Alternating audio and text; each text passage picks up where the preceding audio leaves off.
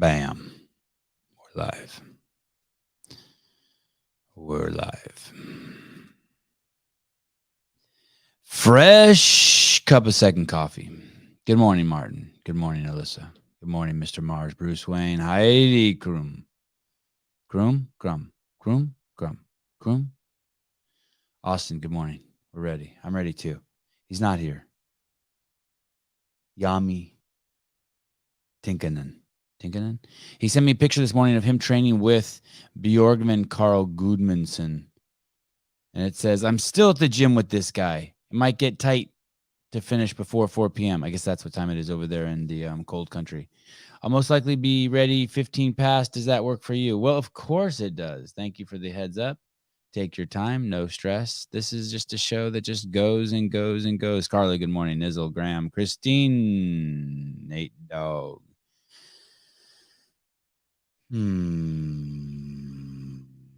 What to do for 15 minutes?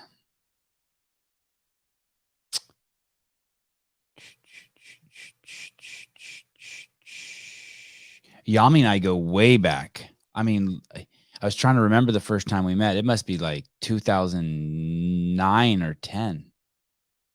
Pretty far back. What's weird is that already kind of seemed like the second chapter to me at over there at CrossFit Inc. where I used to work, like 2006, 7, 8. I was kind of just had my head down, just making videos. I mean, I got to know everyone, but it was a little bit of a bumpy ride. Not in a bad way, just learning stuff. Like when you first learn how to ride a bike, you got to ride off the curb, you got to ride up the curb, you got to learn bunny hops, wheelies, all that stuff. I just had to learn. I was the dirt twirling hippie liberal boy from Berkeley, and I was getting immersed in a project that in its origins were to build a fitness program that would help first responders, help people whose lives depended on their fitness. Right? You don't want to be. You got to climb up into a window. It was the workout regimen for you. And of course I was just turned on to it because I thought it was cool that so many of these things I had never done in my life. I couldn't remember ever running a 400 meter as fast as I could ever. And here I am at 34 years old trying it for the first time. Weird. You ever spend any time in San Diego, Sohan? Yes, I used to live in San Diego. I lived in San Diego for 3 years in Del Mar with Greg Glassman at his house with my wife. And actually, Avi was born at our home in Berkeley. But then we were living with Greg. We had Avi, and then we went back down. And me and Avi and Haley, we all lived in the same house. It was cool. It was so fun. It was full immersion. I can't ever. We just worked. And it was play too. It was fun. It was an environment. It was like working in a classroom. I was constantly learning. The company was exploding. I'm trying to remember what years those were. Those were probably like, I don't know. I'm just making this up. 2012, 13, 14, or maybe it's 14, 15, 16. I'm not sure. But yeah, I lived down there. David was living down there at that time. There was some the general counsel was living down there. I think Marshall was down there. There was another guy, Steve Weiss, Dale Saran, Brian Mulvaney. Everyone was down there.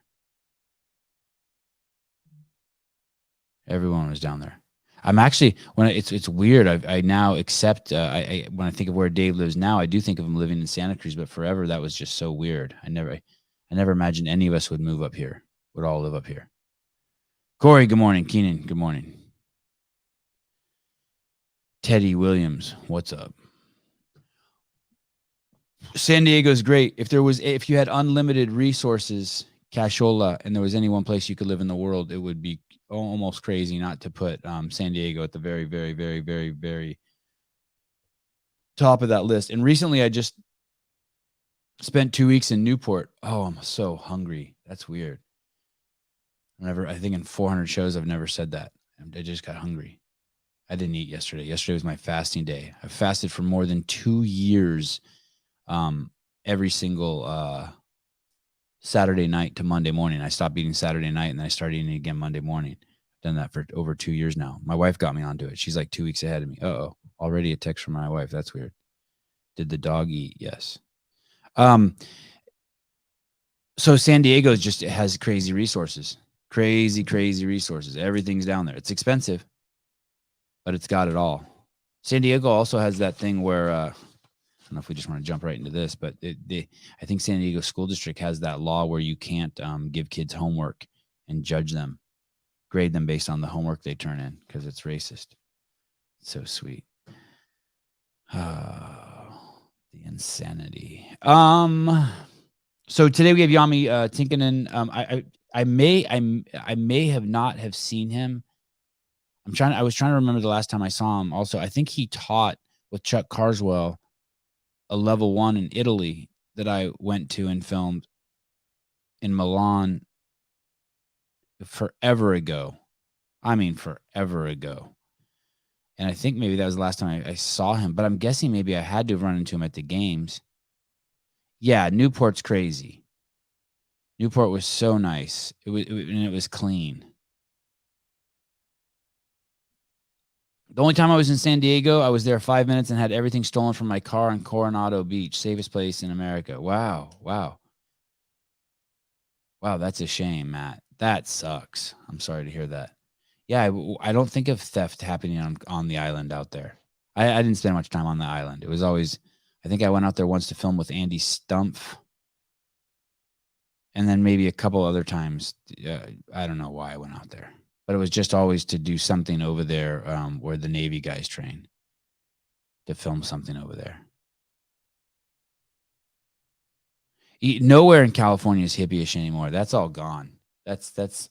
I'm supposedly in the epicenter of that. It's gone. What happened is all the real hippies are now really conservative. All the real peace, love, freedom hippies are all conservative, and that whole thing got fractured, right? In college, there were the two different groups of hippies. There's the group who they let like how I kind of fancied myself is like one day I forgot to put my shoes on. I lost my shoes. I never wore shoes again. I got my clothes out of the free box, et cetera, et cetera. I started looking like that because of the lifestyle I lived. And then there was the other group of hippies who were wealthy and they would cut the hole in their pants and then sew the patch in, just to go for that certain look. And there were, I was the hippie that smoked weed out of an apple. And then there was the other hippie that smoked the weed out of the $350 Chillum. Yeah, I said it. Chillum, glass Chillum. For those of you that know. What is the one question you didn't ask during an interview that haunts you that you didn't ask? Jason Watkins. I don't know. I'm sure there's one. I'm sure there's a bunch. I'm sure there's a bunch if I think of any. Any thoughts on Andrew's new video on Frederick Aegidius? I didn't see I didn't see it. Like, how new? Is it today? I'll go over. When you say Andrew, you mean Mr. Hiller, the Batman. I'll go over here and look real quick. I know I'm crazy impressed by Hunter McIntyre. Crazy. I think we got Taylor. Frederick Aegidius invalid. The issues with major penalties. I haven't looked at it, but I am going to try to get Andrew Hiller on again this Friday. I watched the woman behind the no reps. That's his chick. Oh, I should have been paying closer attention. I didn't realize there were so many bikini shots of her in the video. I was just listening to it, and then I started listening to this one. Ben Smith and I reprogrammed the semifinals one, and I'll finish that, and then I'll get to this Frederick Aegidius one. I don't really know Frederick that well. I just know him just in passing, just like, hi, how are you? Congratulations on you and your wife both being amazing. I'm stoked for them. They have a kid. I'm excited Annie's coming on. I'm really curious to hear her thoughts on raising a kid. Man, I was kind of tripping on how much she trains. She must be torn, just wanting to spend every second with her kid. Watch it with Jami. Philippe, Mr. URL man. Good to see you, brother. Good to see you.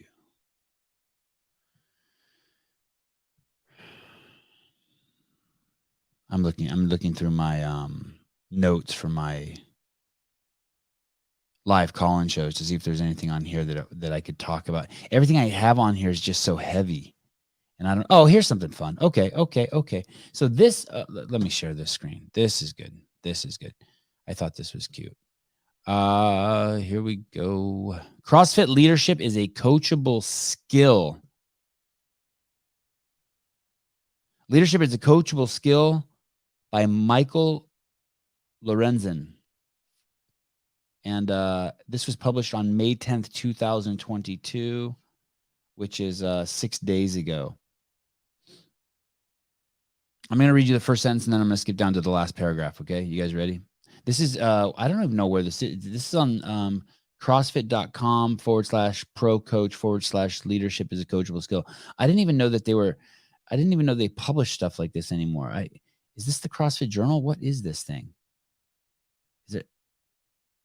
What a bizarre. Isn't it bizarre that they bought CrossFit? I mean, I guess it was weird that when Greg got rid of it, but they bought CrossFit Inc. and they own the best fitness, nutrition, health journal in the world, and yet it's still hidden. You'd think there'd be a link up here on the top that says CrossFit Journal. Here we go. The leadership is a coachable skill. Michael Lorenzen, May 10th, 2022, just a couple days ago, less than a week. When I started coaching gymnastics in the mid-'80s, coaches didn't often take courses on coaching, communicating, listening, influencing, or any other aspect of leadership. We just copied what we saw, or what you might call pattern matching. If a coach I respected offered a correction to a skill, I followed their instruction. That's the first 3 or 4 sentences. Looks like it's a good article. And then down here, there's a picture. At the last paragraph is a picture of Dave Castro at the swim event which looks like San Diego or Los Angeles. And in the picture, I see Lucas Parker.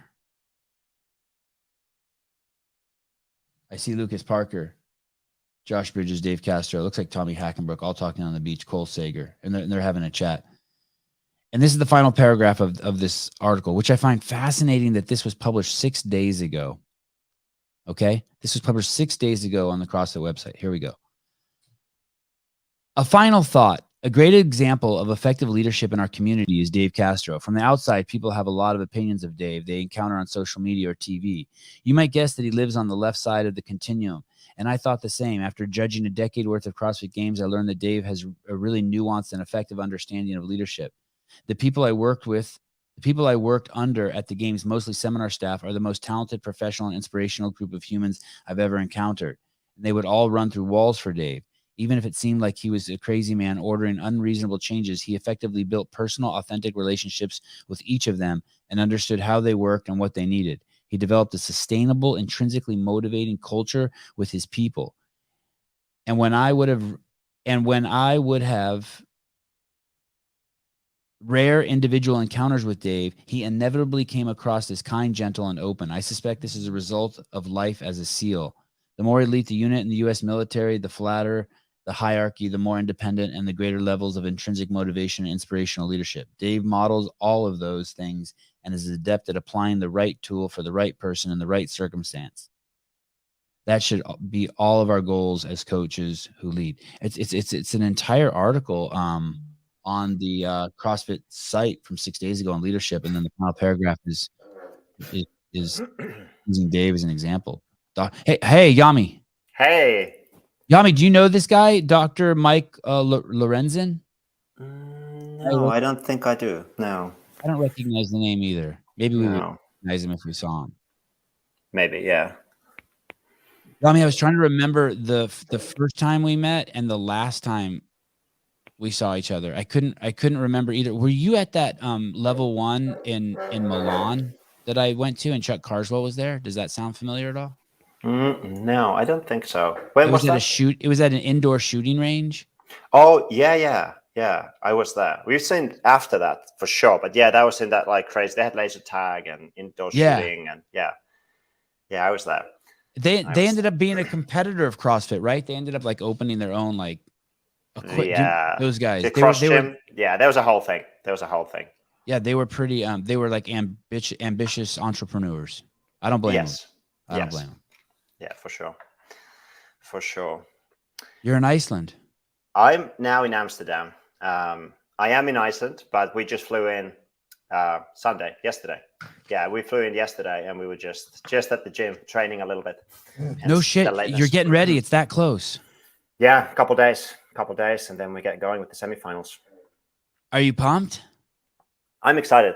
I'm excited to see. I mean, especially, I've done this with BK so many times. I've done this with Annie so many times, but now we have the team competing this weekend as well. So it's going to be a different experience. It should be exciting. We have a Bjorgvin Carl Goodmanson, Annie Thor's daughter, Katrin David's daughter. We have Tola. Yeah, Moraquinho. Yes. We have Mr. Porter, Con Porter. Yes, Mr. Porter. We have is Frederick competing? Yeah, he's going to do the age group qualifiers the weekend after the semis, but not this weekend, right? And then we have Lauren Fisher on the team, right, as well. And then in a couple of weeks we have Henrik Haapalainen also, who was 17th last year. Yeah. Wow. Hey, Henrik's not training in Iceland. No, he's training in Finland. He sometimes trains with Jonne as well, and he's got another training partner, Ludwig. But yeah, typically he's in Finland. Yeah. Is it you met Annie in 2010? Yeah, in Halmstad. I think you were there, actually. Were you there in Halmstad for those regionals? Is that England? Where's Halmstad? Halmstad is in Sweden. It's like where Eliko headquarters. Oh, yes, I was there. Yes. Yeah. That's where you guys met? Yeah, I mean, she was just this like raw diamond, you know what I mean? Like the amount of pure potential that she had, but she just hadn't been coached in CrossFit. Really. That was a sectional, right? Yeah, that's it. Sectional. That's it. Wow, I do remember that. I'm Mikko kind of stole the show there. Yeah, well, actually, I came there to work with Mikko as an osteopath. Okay, that's why I was there that year. So it turned out really well. Okay. How is this? Is this the first team you've ever trained? Uh-oh. He froze. Did I freeze? Did I do that? Jami froze. Did he freeze for you guys? Someone comment. I hear Yami's voice every single time I break a barbell set. Back to the bar. Get back. No, that wasn't Jami. I don't think that was Jami. I think you're confusing that with someone else. That was Sarah's coach. Jami, really quick before I get back to the question. That wasn't you in that video who's saying back to the bar, yelling that at Sarah, Sigmund's daughter. No, that was not me. Yeah, so Brandon Waddell thought that was you. Totally different character. That guy is, I don't even know if that guy's around anymore, but that was not Jami. Yes, that's someone else. What was that guy's name? It's John Singleton, probably. No, Eric, it was... Eric Laukellner. Yeah. He was like the exact opposite of John Singleton. They were the dynamic duo back in the day. Yeah. Is John Singleton's not Finnish, is he? No, he's British. British, okay. Yeah, we went to school together, actually. No shit. Yeah, osteopathy. Before CrossFit? Yeah, I started 2006. I was living in France at the time. Then I came to London to study, and I introduced John to CrossFit. So tell me that story again. What? Tell me about 2006 in France. How you ran across CrossFit? Weird, because CrossFit kind of. I mean, I guess it's going in France, but it never just like really caught on there. Yeah, so I think now actually it's a really huge growing market. So I think I lived in France for 4 years. I think that the culture is a little bit slow to adapt new things, but then they embrace them when they get it, really get into it. So I was in France from 2002 to 2006, and it was 2006. I was doing martial arts. I was training. Which one? I did at the time. My background is in judo, so competing judo. But then I was doing Wing Chun. I was so excited that the guy who was teaching our Sifu, Didier Bedard, he was a student of William Chung, who trained with Bruce Lee. So it's very exciting for me as a young man to be training in that academy. And yeah, I was just training a lot. I thought I was in really good shape. I was, training 10, 11 sessions a week. And then I found CrossFit and realized that I was not in a good shape at all.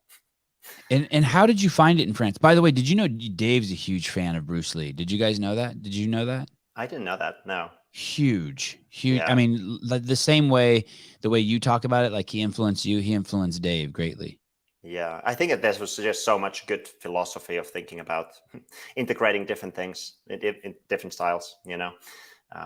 Yeah, for sure, huge influence for me growing up. Still is a little bit less so now, but still definitely significant figure. Yeah, go ahead. And CrossFit in France, how did it pop on your radar? Because I remember I went to France one time to visit a CrossFit gym there, and there weren't a lot of CrossFit gyms there at the time. And I remember walking around Paris, and I never even saw anyone jogging.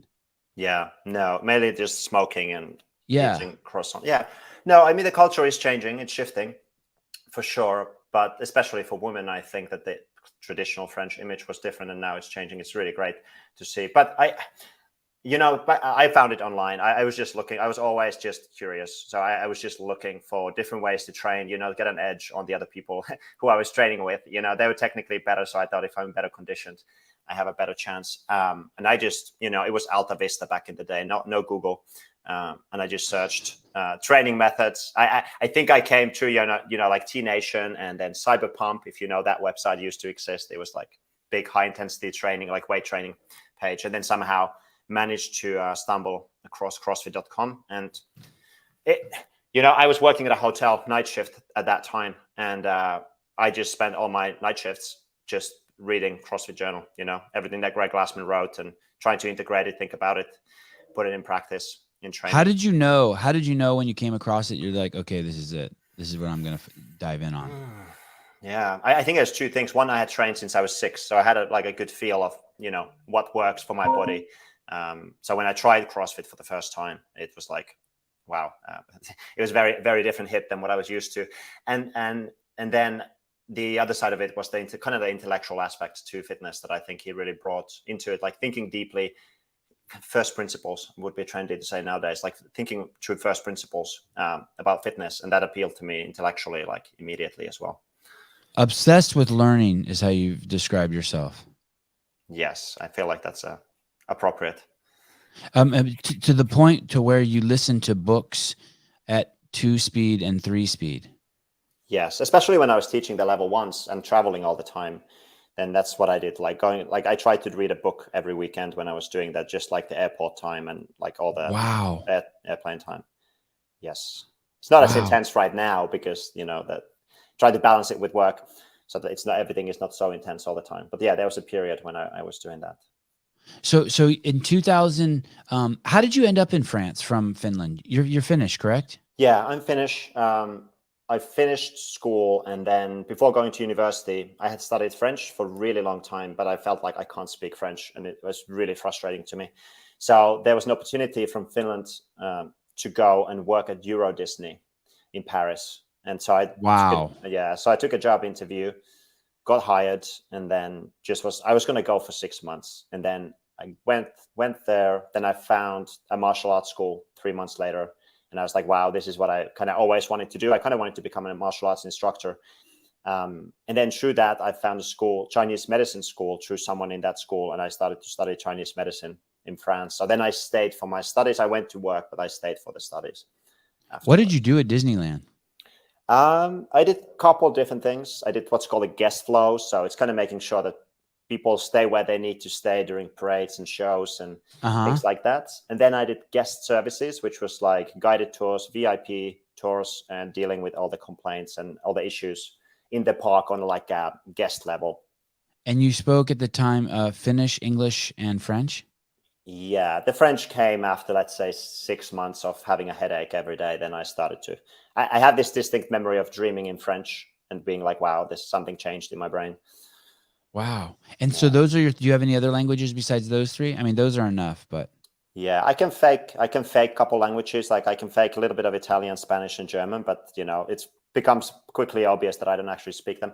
And now my new project, I moved to Iceland. So my new project is I'm going to learn Icelandic. I don't know how long it's going to take me, but I will. Do you think you're going to stay there? Like, is it home? Yeah, for now it's going to be home, at least. We'll see how long, but for now it makes a lot of sense to be there. So I officially live in Iceland right now. When you say it makes sense to be there, and I know this is a little bit loaded, But does that mean another year beyond this year? Meaning that you don't think this is just a one-off? Annie does the teams and then it disbands.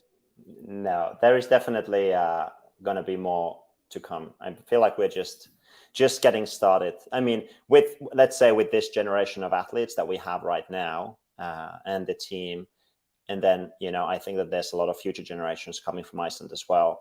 So it'd be nice to actually build something in there, that's more long lasting.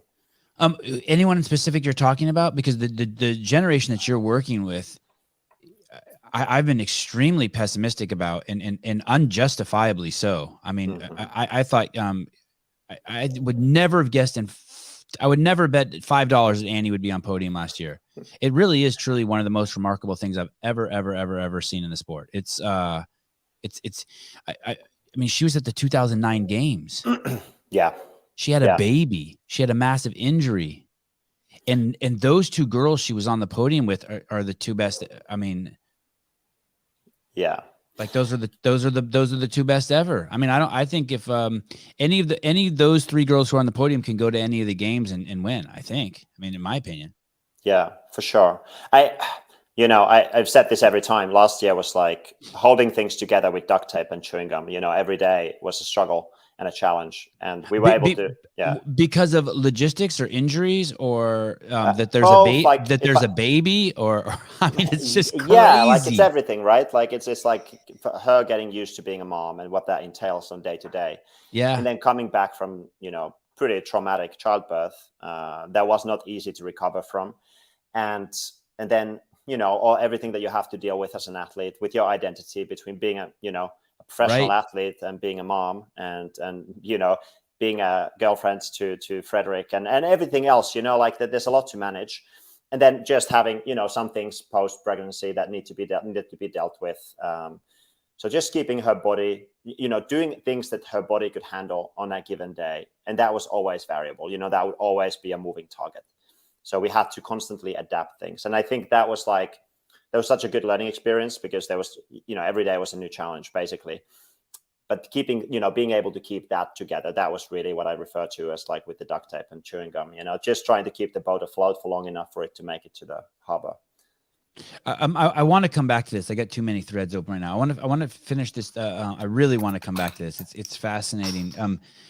The team. The team. I want to talk about the team in future years. Okay, so let's go back. So when you go to France and you start martial arts, had you done martial arts before then?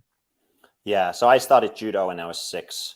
Okay. And I was kind of like, I was good enough to make it to the national team, so that they would have someone to be thrown around, and I could go compete internationally to lose a match. That was kind of my level. So I was like a good athlete. I knew how to train hard, but I always thought too much to be a good athlete.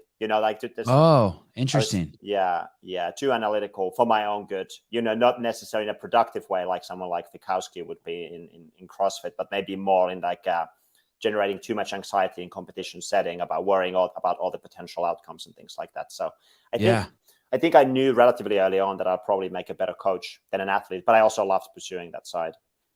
These I can see that in you, that as a little bit of time I've spent with you, like I see you like that, as an analytical person or someone who's thinking. Not that you're not present, but that you're present with your thoughts.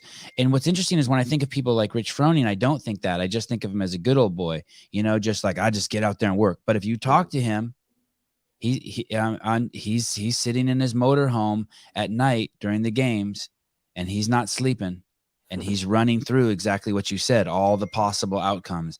And it's fascinating.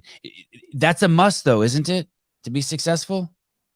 Oh, to be able to be self-aware and but you and to be going through the processes. That's part of it. Doing that work at night. It's not just managing that thing and telling it to be quiet. It's attending to the thoughts, right? Yeah, absolutely. I mean, I think that the more mature I get, the more I realize that it's good to accept yourself as you are and learn how to manage yourself, rather than try to change yourself to be something you're not. So I think it is important, but I do think that athletes deal with it differently. There are athletes who don't think about it so much. They will get nervous and stressed, and they have to deal with it, but they might not be, not everyone will think about what's the seventh order consequence of this action. Some people are happy with the first or the second order consequence, and that's okay for them. And that makes it, I think, the process more manageable. There's less permutations of what's possible, What does that mean? The seventh order versus the first order. What does that mean? What's order mean? Right. Like what's order in this? Like, okay, if I do this now, if I spill this water, the table is going to be wet. And then maybe the second order is, but I might slip on that water that went on the floor now. Oh, shit. And then the next is like, maybe I need to go to hospital this weekend and now I can't be coaching, So it's like that. Wow. Wow, I never thought of it like that. So the chess player that we admire who can think 7 moves ahead to fix a solution also is tortured by those same thoughts by having to by thinking 7 moves ahead on something that's irrelevant and out of their control. Yeah. Like all these superpowers have the kryptonite to them as well, for sure. Okay, so what's his name? So your program is called the Training Plan. Yes. And then the other judo guy, his program is called Training Think Tank. Yeah, Max. I was actually just Sarah was training with us, so Max was there. I just came from the gym with them. Sarah, by the way, said, "Why don't you call her no more?" And she would love to be on the show. She told me to tell you. Sarah, that door has been open for you forever. As soon as we're done here. You know what's hard about communicating with her? Actually, this is just me being a baby. First of all, she's always welcome on the show. I'd love her on the show. She's dope. But her phone is finicky. Do you text with her or do you DM with her? She responds to DMs very quickly, but when I text with her, it's sometimes she's blue, sometimes she's green. I never know whether she got them. Do you text with her? I think Instagram is the fastest way to reach her. It is, but I encourage people to do that, but still. Okay. I just assume like someone like her inbox must be just a shit show. I can only imagine. Yes. Yeah. I'd like to dig through it one day. If she ever wants to give me her password, I'd love to dig through it. I have some pictures I'm after. I feel like that's definitely never going to happen. I agree, but we can dream. We can dream. Sarah, send me your access to your Instagram account. Okay, so then you go to France, and that's when the Chinese medicine thing starts up. What'd you call it? Osteopath? Yeah. So I went to my idea. This very somehow naive, idealistic idea as a young man was, if I can learn how to harm with my hands, I have to heal with my hands. So I wanted to have the Chinese medicine and the martial arts as a balance, like a very traditional Chinese kung fu movie kind of thing. And then when I studied Chinese medicine, there was a lot of that. Chinese medicine is very hard to understand for a Western mind if you don't understand Chinese language. I think so much of it is metaphor, and Chinese language is very much a metaphor in itself. So I was always more interested in the manual side of things. So I did acupuncture, I did manual therapy, but the manual therapy was always interesting. And we had a couple people who were osteopaths, French trained osteopaths, which is a little different than what I did, but they were very good with their hands. And I wanted that, I was like, wow, you are better than our teachers with what you do with your hands. It's like, I want to learn that. Where can I go? Is what you said there, if you don't speak Chinese medicine can be hard to get your head wrapped around. Is that because the Western mind is always in duality, that it's not present? Yeah, the language supports that. Let me give you just one quick example. I could say to you, I don't like Jami, and people would jump to the conclusion that I dislike you. When really all I'm pointing at is that I don't like you, and that maybe the option is that I love you. But the Western mind doesn't stay still and just sit there and be like, okay, well then we don't know how someone that's feels. always this too. Yeah. It always has to be jumping and grasping at something, as opposed to if I said I dislike you, then it would be very clear that I dislike you. Is that it? Is it something in there? It's something. Yeah, I think that's something to that kind of Western duality concept. Absolutely. But I think it's also learning how to read between the lines. And if you don't understand the language, reading between the lines is very difficult. I just felt that there was a lot of metaphor that, what you learned in a book that was translated. Let's say I was studying in French. So it was translated from Chinese to French. So we'd lost something in translation already, and interpretation of the author who translated it. Then I'm trying to read this text, and then I'm trying to understand what it means when the dragon lands on the well on a spring day, not that extreme. But I was say that again. I like that. Yeah. When the dragon lands on the well. on the well on the spring in a spring day on a spring Okay. day. But Okay. you know, that's not really a real example. But it's kind of to give the idea that the language is so poetic that you need to have quite a deep cultural understanding to be able to read between the lines. And I've always felt that if I want to learn something, I want to learn it deeply. Like I want to understand the principles so I can apply them. If I just know the technicalities, it's like it just doesn't click with me. I don't feel like I know it. You know, it's like Richard Feynman, you know, to know the name of the bird is not to know the bird. You know, it's kind of like you need to understand deeper. And I just felt like I will never reach, I'm not willing to invest that much time to learn the Chinese language and culture to then be able to get deep into that topic. And that's why I was like, this is enough for me. I did a diploma and I was like, okay, I'm good. I'm good. And that's where you met Singleton. Yeah, John was in the same school as me in I'm just tripping on that. that. Yeah. Are you tripping on that? Isn't that weird? It is weird. It was he. What was his background? Do you know if he was in martial arts? Yeah, he actually was. He went to China to study kung fu. He was in a school, Chinese kung fu school for a while. So he was also very serious about martial arts. Yeah. So all three of you are a little bit overachiever, eccentric. You, John, and Max. Max was. It's been a long time since I spoke with him, but not a long time. There's just been a lot of people, a lot of shit has forgotten from my brain. But he was obsessed, Yeah. and he came from he was a real. I think he took it to the level that you took it to, like the national level. Mm. And it was judo. His was judo too, right? Was it judo or wrestling? I'm not 100% sure. Or Actually, sambo? that's interesting. I need to speak with him about. I didn't realize actually that he had done judo. Maybe I did. I don't know. You guys both aren't real. You guys aren't really. I was gonna say aren't really big speakers. You're both big speakers, but you guys don't engage unnecessarily. In what context? I'm just saying, like if the two of you were in a room and you were training your athletes and he was training his athletes, it wouldn't be weird if you guys didn't talk. Yeah, we would say hi. Yeah. We would definitely say hi. We'd be friendly and we'd talk. Like we might talk about something really random. Then we certainly spoke today, but we also I think we respect each other as professionals and we both understand what it takes. So then we leave each other, the space to do the work that we need to do. What gym are you guys at? Can you say? Yes. Maybe I shouldn't, but I will say we went to CrossFit Amsterdam. It's if you have never seen this gym, it's just really beautiful. They have their own boats. They're just by the water. Apparently, so the guy Jarno, I think I don't know if he's the only owner, but he's been there for a really long time. I did his level 1 back in the day. We've known each other for over 10 years. This was the first time I got to go see his box, and it's a great space. And yeah, they have access to the water. You could go jump and swim straight from there. You could do a swim workout from the gym, basically in a canal, and they have their own boat, which is random. Oh, I know, fuck, I'm all over the place, but that is really random, by the way. And I wonder how many gyms have that, but that brings me to this. I saw this on your Instagram. And speaking of jumping in a river, this is pretty awesome right here. This is pretty awesome. This is in Geneva? No, this is in Thun. Yeah, this is in Thun. So this river. What country is that? That's in Switzerland. Yeah, okay. It's in Switzerland. And there is this bridge. There are higher bridges. This was the one I chose to jump from.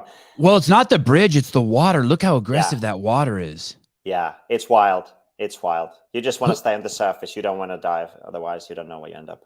Who's that who jumped in with you? That is Rito. He was one of our clients at our gym in London. And where do you get out? Oh, there are like couple spots. There are some stairs like on the left that you can't see, like a little ladders that you can get out. And it gets calmer, further down, so you can get out a little easier. Yeah, it looks hairball. I just picture like another 100 yards. You guys went over a 200-foot waterfall. Yeah. Basically, there is actually a waterfall at the end. There's like a little dam, so you don't want to go that far. But that's so good. And it's so hot in Switzerland. It's like 30, 35 centigrade. So let's say 100 degrees or so Fahrenheit in the summer. So that's pretty sweet. This is actually coming back from the gym, to go to the gym, train, jump. And this river took us straight to his place, actually. So, oh, no shit. Yeah. So you get out and you're there? Yeah. That's awesome. Sweet.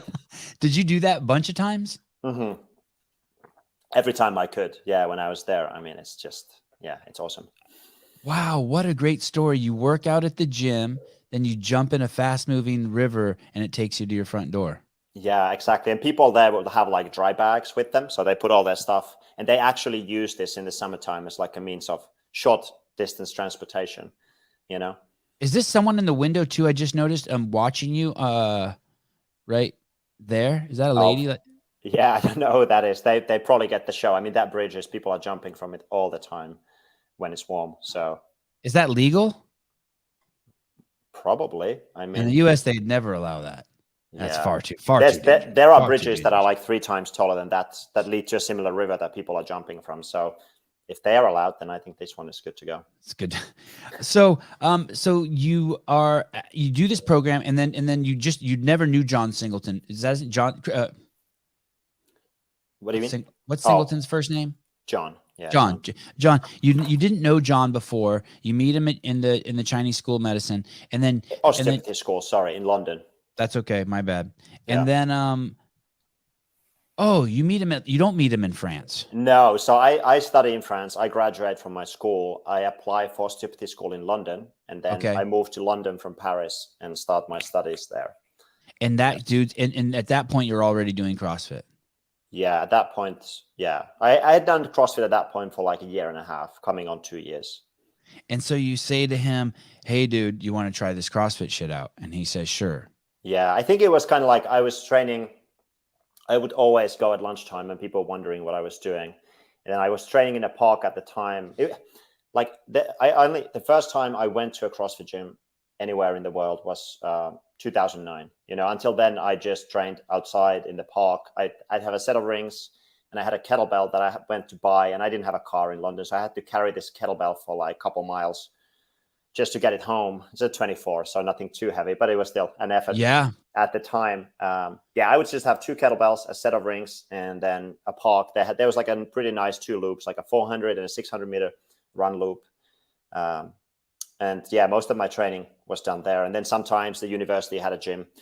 I have a good story. I went there was like the gym was really bad, but they had this old pulley machine that I would do pull-ups from the pulley machine. So like this like thick thing. And maybe my best claim to fame was I was able to do one lunch break. It's a dusty room as well. I did 34 rounds of Cindy holding on to this like thick beam instead of doing like a proper pull-up bar. Wow. Probably my all-time best performance in anything in CrossFit. But yeah, it was like nothing fancy for a really long time for me in CrossFit. I did 6 months of schooling at the University of London, and the gym there was so bad. Mm-hmm. At the time, I didn't think it was bad, but now looking back in hindsight, I mean, it was bad. I mean, I had fun there, but it was just a small room, tiny, with just old ass pulleys everywhere. That's kind of how it was in my school as well. Yeah, just crazy pulleys. But it was clear that no one else trained there. Like it was me, and then a couple people started to join me. But yeah, it was just like, not good. Yeah, I think it was just me and just tons of Middle Eastern dudes. Oh, funny. Yeah. Yeah. Okay, so you had this team comes together. Mm-hmm. Is this the first team you've done? Yeah, so I was saying before we got disconnected was that we worked with CrossFit Solid, which was a Swedish team when they finished 5th at the games. This was many years back, but not like this, not directly. I just helped them with programming and they figured things out. But yeah, this is the first time I'm working with a team in this capacity and like this intensely. I mean, obviously, like everyone's committed, everyone's moved to Iceland for this project, you know. So yeah, it's been interesting and definitely. Is there any part of you that's I mean, as the coach, you don't. I mean, I guess you still have BKG, but is there any? And I don't know how much say you have in it, but is there any part of you that was like, you have to swallow? Like, no, I just want to work with Annie and BKG. And like when you first hear like a little kid that doesn't want change. Yeah, no. When Annie told me that she wanted to go team, and she called me. I mean, I said this before, but like, there were 2 things that she was going to tell me. She was either going to tell me that she's pregnant again, or she was going to tell me that she wants to go team. And how did you know that? Because the way she prefaced the phone call, "Hey, can we talk today at 4?" And you're like, "That's weird. She doesn't normally. She would just call." Yeah. There was a little bit of that. They were just known each other for so long. I felt like it was in the air. We hadn't really spoken about the team, but I think we had mentioned it fleetingly in the past, and it just felt like that's what it's going to be. So when she told me, I was like, "Yeah, let's do it." because I believe that this is going to help her grow also as an individual athlete. And I think honestly, Annie is in the best shape she's ever been. Like I heard you say that a couple Yes. days ago in an Yeah. interview. Yes, it's pretty amazing actually that she is in such a good shape. Obviously, we've had to modify the training. There's less individual training and more team training and more tactics and learning how to deal with the worm and everything that goes with the team, you know. But I always felt that this is going to be an opportunity from her, like specifically from her perspective, it's going to be an opportunity to grow as an athlete and as a human in a way that's going to help her if she wants to do individual competitions in the future. So that's why I was like, okay, let's use this to take you to the next level. And I've heard you talk about that too. In the end, this isn't, or maybe at the top of the pyramid, I forget exactly how you phrased it, but this is about just growing as a human. It looks like people are doing CrossFit. It looks like people are training. It looks like people are coaching. It looks like people are running a business. But in the end, it's all really just human growth. It's just progress of just becoming a better human every single day, or expanding your capabilities, your abilities, your awareness. Yeah, and I think it's also about, I'm the kind of person that I need to feel like my work is meaningful. And I remember there is this very good video. It's on YouTube somewhere. There's like a Jewish rabbi who talks about the story of two vagrant, people who just these two people just standing around. They get arrested by the police and they're being asked, what are you doing? And the one person says, I'm doing nothing. And the other one is asked, well, what are you doing? Saying, oh, I'm helping the other guy. And the moral of the story is that if you're helping someone who's doing nothing, then you're doing nothing. And that really stuck with me. So when I think about coaching, when I think about helping the athletes grow as people and using this context as the means to that end very much, I think that the other side that's really important and makes the work really meaningful is the inspiration that these athletes can have on other people's lives. If they can get other people off the couch, or they can get, especially female athletes can get little girls inspired to feel like they can be something, especially in countries where it's not so easy traditionally. And I've had enough stories about that in regards to specifically, for example, Annie, that's really the other important aspect for me. So it's like the growth of the individual human, but it's also kind of like some kind of a contribution in one way or the other for humanity, at least through inspiration. So I think that's really important. Do you have a girlfriend? Let's not talk about my private life. We're in a little bit of a situation right now. So not. Let me ask you, do you have kids? No kids. No. Okay. Because I was thinking about that, about the commitment of, I mean, you've picked up your life and you've gone to Iceland. And what made me think of it is there's in one of the videos I was watching, BKG and Katrin and Annie talk, and they were speaking in Icelandic and it was being translated on the bottom. And I really even though I have no idea what they're saying, it really resonated with me. Like, these are three people from this island. This is their home. They speak the same language. And then I was like, wow. And Jami picks up his life and goes there. Is there any and that's your whole life for the last right? Long time. Yeah. And how old are you? I'm 39. 39. I guess that's not that old. I didn't have my first kid till I was 43. But is there any, and being a thinker, do you think about where you're going to just finally land, or no? Yeah, I do. And I feel like I have more clarity. But yeah, I mean, for me, Iceland right now, for example, as a place to live, indefinitely, it's that absolutely would work for me. As long as I can get out of there every now and then. Yeah. I mean, it's just funny, like coming to Amsterdam, I was just showing to Max, I was showing two pictures of here's Iceland, beautiful, scenery in Iceland, but the colors are very dull, in Iceland. Like there are no vivid colors in Iceland, at least this time of the year. And then coming to Amsterdam and, everything is so lush and everything is so green and bright and radiant. There is a stark contrast. That was kind of interesting to see now that I spent so much time in Iceland in one go, so there are things that Iceland doesn't have to offer, but as long as you get to travel, I think it's absolutely fine. There is the presupposition that relationships would be harder for someone who's traveling, but maybe it's not. Maybe that's just bullshit. Maybe it's just, yeah. I mean, I was never home for the first 5, 6, 7, 8 years of my CrossFit journey, and it works. Yeah, it certainly has worked for me in the past as well for a long time. So yeah, absolutely. I think you can make it happen, but you need to be the right kind of people for it to work. Like it has to work for both parties.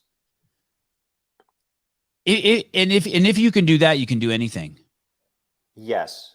Although it's very different to spend time together versus spend time apart. That's also, it could also go so that you can spend time apart, but you can't spend time together when it's, extended periods of time. So I think it's both ways. It's funny you said the hardest part for me in my relationship was always the day I came back, because I would have a little bit of OCD. Mm-hmm. Like I would come back and the entry was hard. Like, hey, where's my shit? Yeah. I mean, when I did the level ones, I would do like years when I did 48 seminars in a year. So I was on the road almost all the time. So like just living out of a bag. Basically living out of a go ruck for that time. Yes. And you were Flowmaster. Yeah, pretty early on. I think it was 2011 or 2012 I started to do Flowmaster. Yes. Are you glad you had that experience? The whole L1 team, the Flowmaster, all that? Absolutely. I mean, I loved it. It's like just a great group of people. It's just nice to be part of a group of people where everyone wants to get better all the time and they really care about their work. That culture that's being, that was created, I think Dave and Nicole for a huge part, obviously Greg Glassman, but Dave and Nicole really molded the culture to be what it was. And I think just having that the expectation or standard that, at the end of each time, if I got to observe the other trainers, for example, that there was always feedback. They wanted the feedback. They expected the feedback because they want to get better. And I always had the expectation that, of course, there is going to be feedback at the end. So you go through every weekend trying to be better every single time. For me, that's the environment that I want to be in. I suspect that 999 out of 1,000 people who heard what you just said really didn't get it. They were the 199 people that are not my people. That one person, that's the one. And the reason why I say that is because, and I wouldn't get it except that I got to see the peak at it. I don't know if I could handle being on that team. And you described it perfectly. The feedback is real. It's hardcore. You guys give each other some fucking brutal feedback. It's every weekend. You never get to be perfect.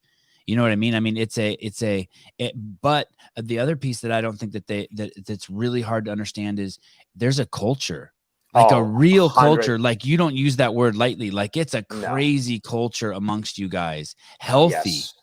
Yeah. It's powerful. If you can handle it, it can also be very unhealthy, but obviously the internship process, the intent is to see how people handle feedback as well. And I had a lot of interns, and not a lot of people. I think I only ever passed 2 or 3 people for the team out of over 50 people that I must have seen. And it's just crazy. Did you guys hear that? Only 2 or 3 out of 50. Yeah, I mean, that's about the ratio. But I think it is. I'm actually trying to find it. This is a great quote that I wanted to say perfectly from Jordan Peterson. This was great. It's like, I don't tell people you're okay the way that you are. That's not the right story. The right story is you're way less than you could be. Yeah. I actually have a clip of that to show in a couple of days. Yes. Yeah. You're way less than you could be. Yeah. And I think that's, and you're looking for that person who understands that, that's the right person for the team. Jeffrey Birchfield says, so what is a Flowmaster? Right. So Flowmaster was kind of the head trainer for each level 1 or level 2 seminar, the one that took responsibility, that everything ran on time, that we covered all the content that needed to cover, that the participant experience was what it needed to be, that we delivered a really good weekend, and that all the information was there. And then, there'd be administrative roles and doing after action reports for Dave and Nicole afterwards, making sure that the seminar as a whole is moving in the right direction, but also just really ensuring that the participants have the experience that they deserve every single time. And anything could happen. The weirdest shit would happen. So just imagine someone comes in from the week before and they're upset because they think their test was graded wrong, or someone falls off a bar, or the building you're in starts to flood and you have to switch locations, or one of the seminar staff gets sick, or the Scantron machine that grades them stops working. I mean, it is, and you and Dave and Nicole don't expect you have to make it work. Yeah. You have to make it fucking work. It is when things run smoothly, it's the greatest position on earth. When things don't move smoothly, all fucking eyes are on you, right? I mean, it's and you are expected to come up with the solution. Like there is there is trust that you will come up with the solution, and there is also the trust that if you cannot, that you will definitely reach out to them. But like the expectation is that you're going to figure it out. yeah. It's a pretty if you worked at CrossFit and the being on the L1 team, everyone, at least everyone that I knew, we all admired the L1 trainers. But if you were Flowmaster, you were really, really revered. And it was a really humble, cool group of dudes and girls. Yeah. Not a lot of girl Flowmasters, right? Lisa, I'm trying to think. Lisa Ray. Yeah, Denise got in. Oh yeah, right. Yeah, right. there's definitely a few, and I think more now, but definitely a privilege to be part of that group of people. Absolutely. So now you're in Iceland, and Annie tells you she wants to go team. And do you have to? Before then, the only people you trained were Annie and BKG, right? And then everyone else filtered through the training plan. Yeah. So there were some athletes, like typically the process went so that you got to a certain level. Like Björkvin followed that general programming until he made the games, just because there was enough for him to make it to the games. You know, I always think that the programming matters, but what matters much more is the consistency and the intent that you approach it with, right? So yeah, so the pathway very much has been that you get to a certain level, and it's been depending on the year and a little bit of the personal relationship with the athlete and how I felt like their work ethic and other things were. But there have been other athletes that I've worked with on an individual level or semi-individual level as well, like Henrik Harpalainen, for example. But there's always been like you get to a certain point and then we have the conversation about what's next. Like it's going to take a little bit more now to reach the next level. But yeah. And is Bjorkvin like, oh, I don't know, like you go to him too? I don't know, man. I don't know if I want to share. These are all really fucking high level people, and I'm gonna lose you a little bit, Jami. Lauren Fisher, she's been around forever. Mm-hmm. Oh, what Katrin? Holy cow! I don't want to be in the same stable as all Conport. Like, wow, now what's going on? Like, almost like you adopted 4 kids, and your original 2 kids are like, what the fuck? Is there any of that, or do you have that discussion? Or I think I've always been very conscious that I need to make sure that everyone gets the attention that they need. Like just like what you have 3 kids. Yeah, they all need their own attention. Some need probably more attention than others and at different times. So I think it's kind of a little bit similar in managing those relationships and trying to be very good at seeing what people need and how to create connection with people, especially new people, like how to create connection with them and then how to make sure that the older children are also being taken care of, so they don't feel like they're not getting what they need. I do that. If I kiss one, I'm like, I go kiss the other 2. Or if when I walk in the house after the podcast, I'll rub their backs and I'll consciously make sure I get each one. Yeah. Not that I don't notice if they care or not, but I don't want to plant that seed. And I imagine that this is true for you as well. At least it's true for me with the athletes, is that these are things that you are conscious of, but you do these things unconsciously. I think it's very much like that because you can't, like, you need to be a certain kind of person to have those relationships. And I think then things come automatically to you, but you're also conscious that they need to happen just in case you have that day where you don't. It's, Björkvin is so easy. And I think with female athletes is always a little bit more challenging. I think, didn't Greg Glassman say that men will die for points and women will kill for points? Right. Oh. They are like, I think women. Wow. Right. I think it's Greg. So, women are, I would say in many ways, women are just more competitive than men. Like that's kind of my conclusion. And that just means that you have to manage those relationships very carefully in not in any kind of manipulative way, but just like make sure that you take everyone, you give everyone the attention that they need and you take everyone into account. I had Justin Medeiros came on the show, and then after a few months later, I cracked a joke that him and I didn't click, but it was sincere. We didn't click, but I didn't mean it in a negative way at all. We really got along. I liked him. We just like I loved my grandfather. I never clicked with my grandfather, and then so I invited him on the show again, and he responded, oh, I thought we didn't click. I'm like, yeah, that's why we have to hang out again so we can like try to click. And for me, clicking is like loving someone. Like we hold hands and we tread water together. and everyone's kind of responsible for not pulling the other guy underwater, right? Mhm. Not being lazy, not taking advantage. Clicking is like when your feet are doing the egg beater, maybe at the same rate, you know, and you're trying to fit in with the other person. I have to imagine with Annie and Björgvin that you're experiencing love with them. You're experiencing beyond like human communion. Yeah, absolutely. I mean, And for if me, these other yeah, guys are there, Mhm. sorry to interrupt. No worries. Those things take, like, clicking with someone's different than getting along with them, right? Mhm. Like you start to I mean, can you is it what if there's someone there you don't click with? You just keep faking it and just hope until you make it?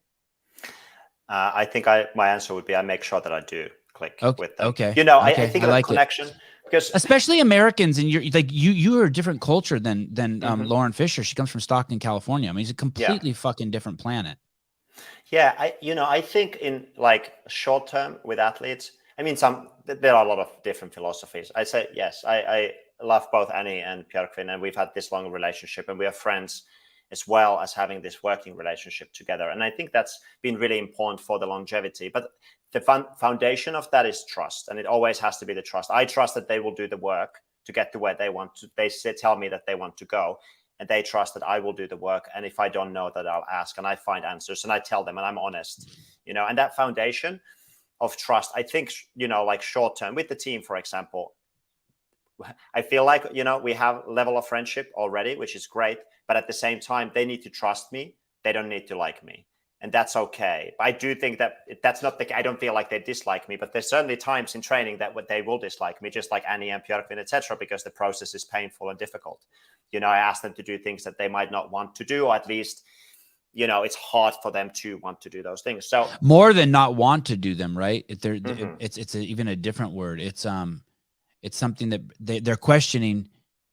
They're questioning to the point where they have kind of step into the unknown. Could you give me an example of that? And that's where the trust is, like something you would ask them to do that like needs to be done that they might not be able to get their head wrapped around. I think like two different scenarios. I'd say like, oh, I can give you actually three. So one is you're doing you're doing conditioning work, for example, you're doing hard intervals, and they might not believe that they can do the next interval because the last one was so hard that they feel like they've given their all. But I can, you know, with the experience that I have now with them, I can see, like, I can tell them, hey, I believe that you can do this. Let's go. Like if they're on the machines, for example, they did for example, yeah. And then you're like, okay, you're going to rest 1 minute and go in 30 seconds. And they're basically like, are you fucking batshit crazy? Can't you tell I don't feel good? They might say, I don't think I can do it. And then that's my time to tell them, you know, lend them my confidence in them and say, hey, you can. Let's go.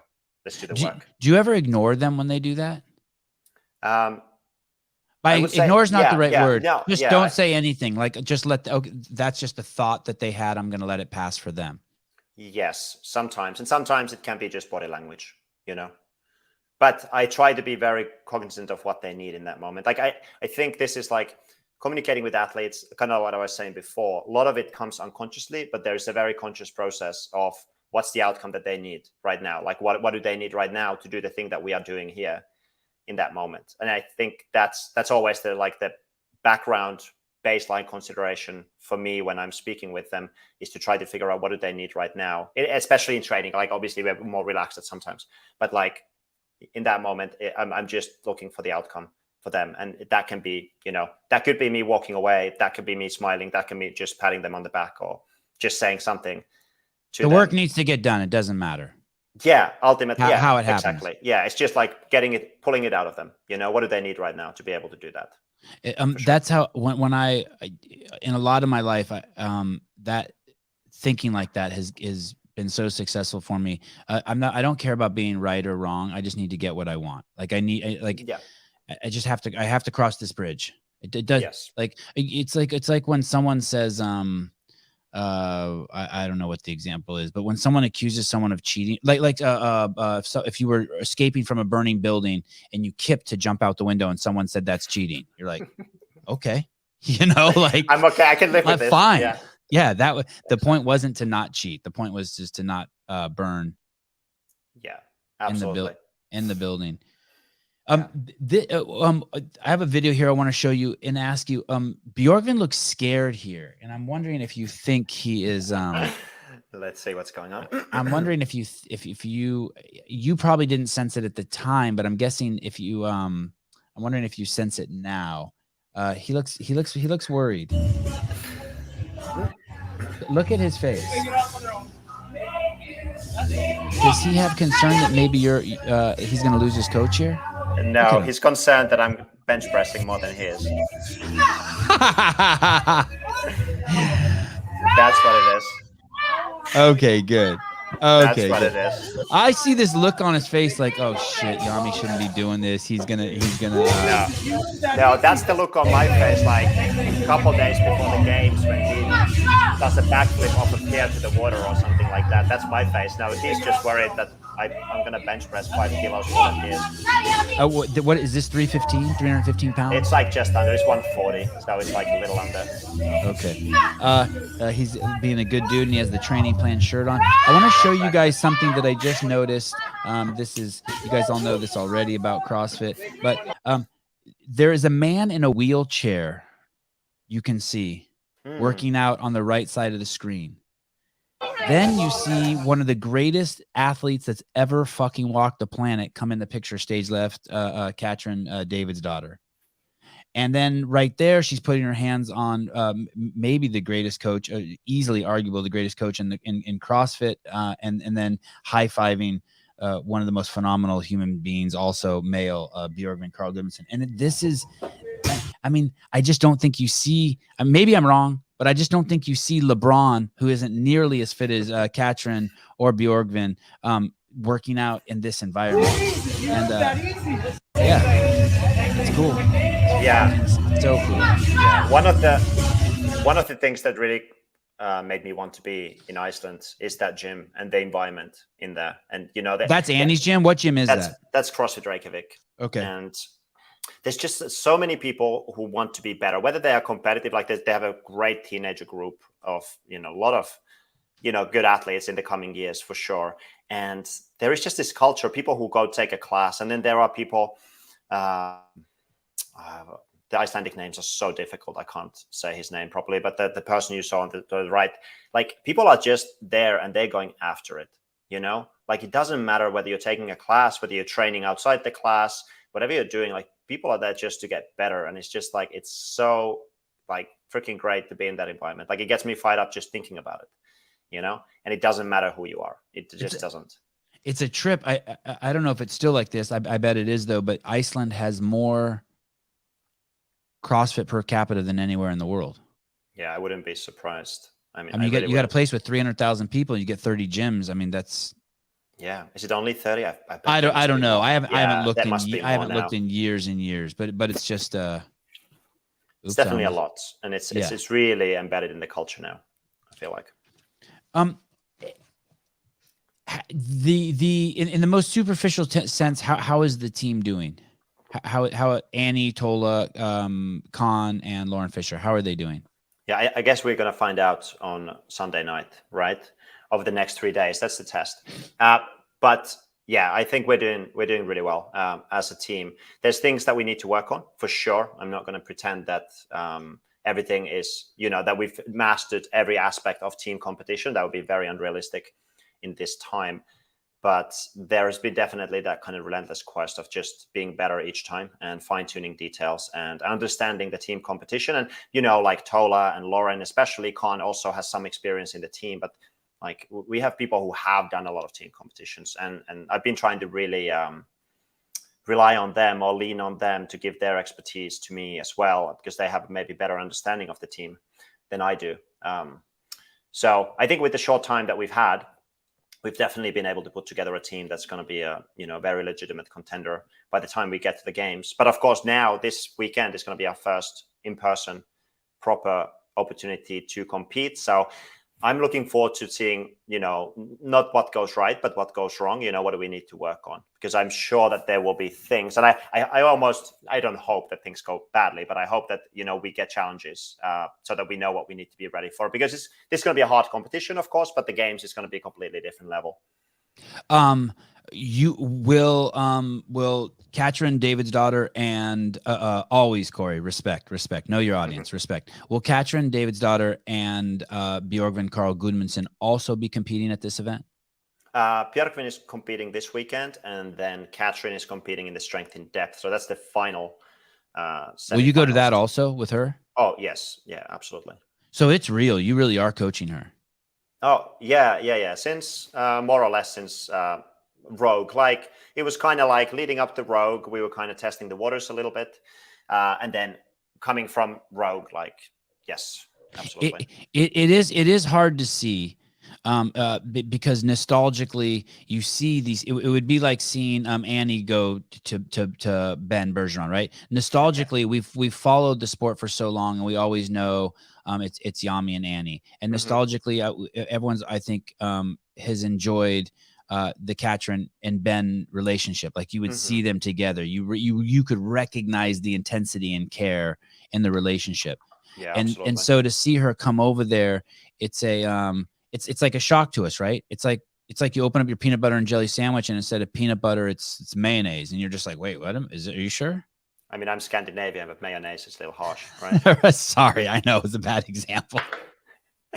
And your deal, how is that? She is she's two times games champion, clearly one of the best who's ever been. She had one. How long was she with Ben? I want to say, wasn't it 2014? She had the rope climb event that I remember. Like, I have a picture actually of hugging, like Annie and her hugging each other at those regionals when she didn't make it. You know, that was clear after that event that she's not going to make it.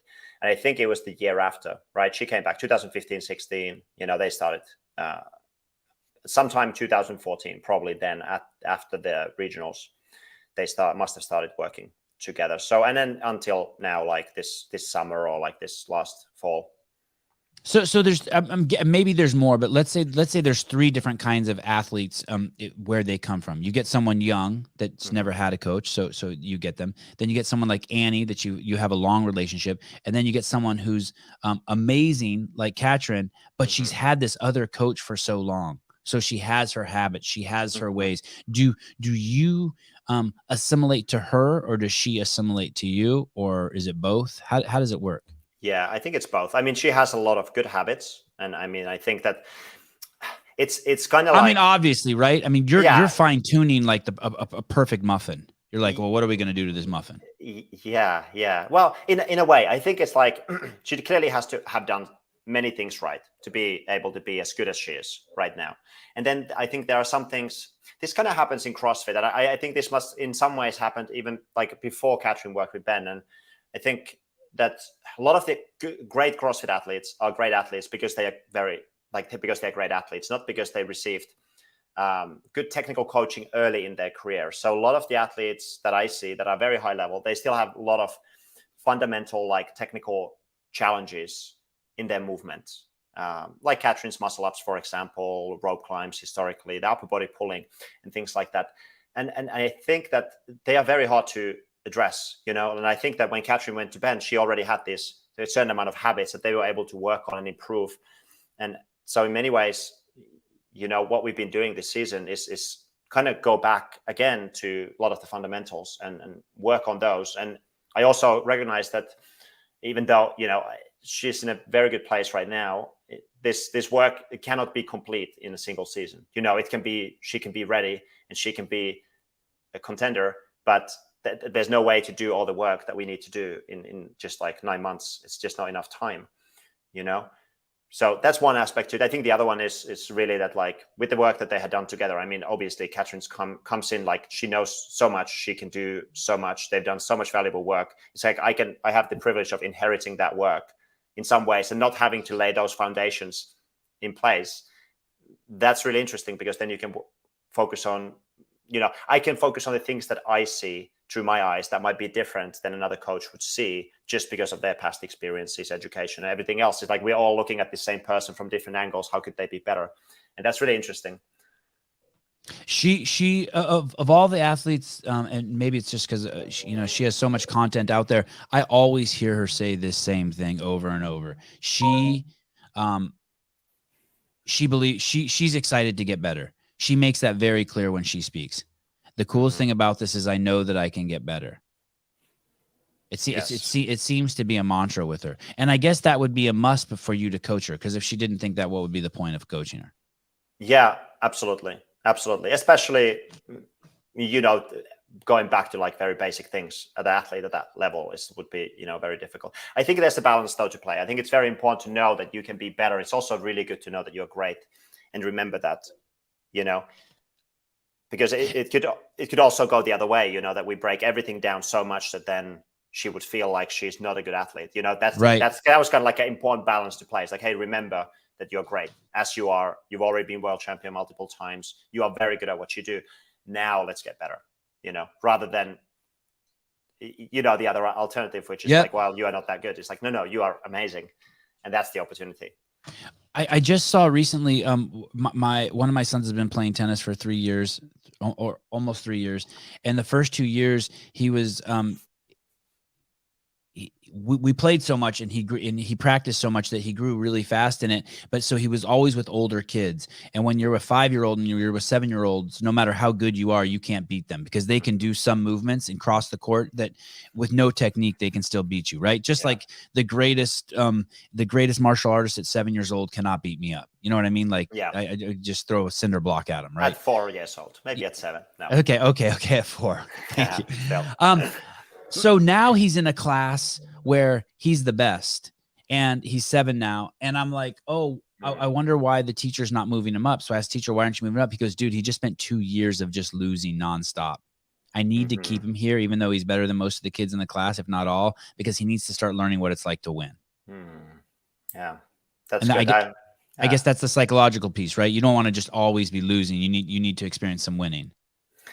Yeah, it's tricky, right? I think probably, and again, this is armchair psychotherapy, but like, as long as the kids feel like they're loved regardless of the outcome, if they trust that process, like the process becomes the priority. I think it's probably okay up to a certain point not to win and just to learn. But there is going to be a time when, if you don't learn how to win, and I see this with adult athletes as well, it's like, if you don't know how to win, when you're about to win, you don't dare to take that step.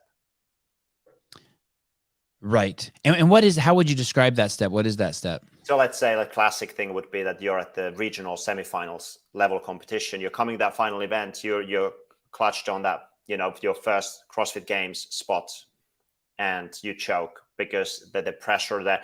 The idea, I think that identity, if you have not developed the identity that you can be a champion, that you can win in that moment, the other identity that you have is not going to allow you to physically perform to your capacity. Wow. And you will actually self-sabotage yourself out of that opportunity. And of course, there are levels to this. Maybe you don't self-sabotage quite enough and you still make it and you can grow now. But I've also seen it happen the other way. You said something very interesting. So there are these athletes. I need to make sure I ask this question about Laura. There are these athletes that get a narrative spun up about them. Laura Horvath can't do handstand push-ups. Annie Thorisdottir can't do muscle-ups. So-and-so can't run, etc. And you, in one of the interviews, you say, hey, you shouldn't let that narrative get out of control in your own head. You shouldn't spin a narrative around your sticky spots. Can you explain to me why? Is it because then you have to overcome two things, the narrative and the movement? And is this kind of what you're talking about being a champion? Yeah, I think so. I mean, one of the things I always have this engraved. If I get a new iPad, I have engraved at the back of the iPad, don't believe everything you think. And that's much more about your emotional, like what you feel as emotions, than it's about what you think intellectually, right? It's much more about managing your chimp, if you're familiar with this chimp paradox of having the human, the chimp, and the computer kind of brain model. But like, those narratives can easily spin out of control. And it's very easy to feed that narrative and make it like a self-fulfilling prophecy. So I oftentimes say to athletes in different contexts, I'll just tell them, it's like, don't say stupid shit out loud, because if you say something out loud, you're more likely than not to buy into it, because like, who's the most trustworthy person in your life? Who do you know the best? It's going to be you. So the more you repeat things, whether in your head or more like maybe worse or better, depending on what you say externally, if you say things out loud, you will start to believe in them. It's just like physiology. This is how humans work, right? So I am not a big fan of the athletes talking about those narratives out loud, unless it's in a context where we then can process it immediately and move on from it. But like leaving it hanging is not good at all. God, that is so good. You also said this, which is I just absolutely love, and everyone could use to hear this. And this is the problem why people don't understand what science is, by the way. You say something about models. Let me see if I wrote it down here. All models are wrong, but some are useful. And people really don't understand that. And I guess I'll ask you, the usefulness is its predictive value. And hence that is the definition of science. Not that science is real or true, because we know it's not, but it's just the leading edge of it is what has the best predictive value. That's why astronomy works better than astrology. Yeah. Right? Because of its predictive value. Not that either one of them is true. Yeah. Right? Yeah, absolutely. I mean, you don't perceive the world as it is. You perceive it in a way that's useful to you to survive in it. And then we can create these internal models that make us see the world in a certain light or in a certain way. And we might miss things that it's this kind of like whole luck concept of like preparation meets opportunities. Like you're prepared to see the thing, you're prepared to see the opportunities based on your background. So I very much think this is both human experience and the scientific process is really like Gaussian prediction of the future. We're just trying to predict what's going to happen next so that we can survive. And the science, all this idea of models is very much the same. I mean, I think this is like a very philosophical idea in the sense that all models are wrong, but some of them are useful. And that usefulness really is the predictive value. It's this. You could also think about it on a very simple level and say, like, is this model useful for me in my daily life without taking it any further? Right. And that would be sufficient. But then saying that, if it has predictive value in real life, then yes, it is more useful. Like if you want to be rich, if you have a model of making money that works, brings you money, then, that's a useful model, but it doesn't make the model right. Right. Reading astrology is fun. It's fun to look up your sign and then see, okay, I'm a Pisces. Oh, it says today I'm going to be, I should have positive thoughts and it's fun. That doesn't make it real. No, but I was going to say, but you can buy into that narrative and try to make it real. And self-deception is probably one of the, the big problems that we can run into. And consensus affects that also. You know something is not the right thing to do. Going outside and being in the sun is better for you, but someone told you to stay at home and lay in bed. Yeah, and maybe because that's the consensus, right? And it's like, wait a second, it would actually be better if I walked outside in my backyard and sat out there for 10 minutes.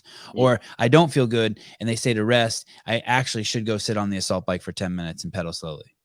Yeah, and I think this is the dialogue, like the internal dialogue or monologue that we have.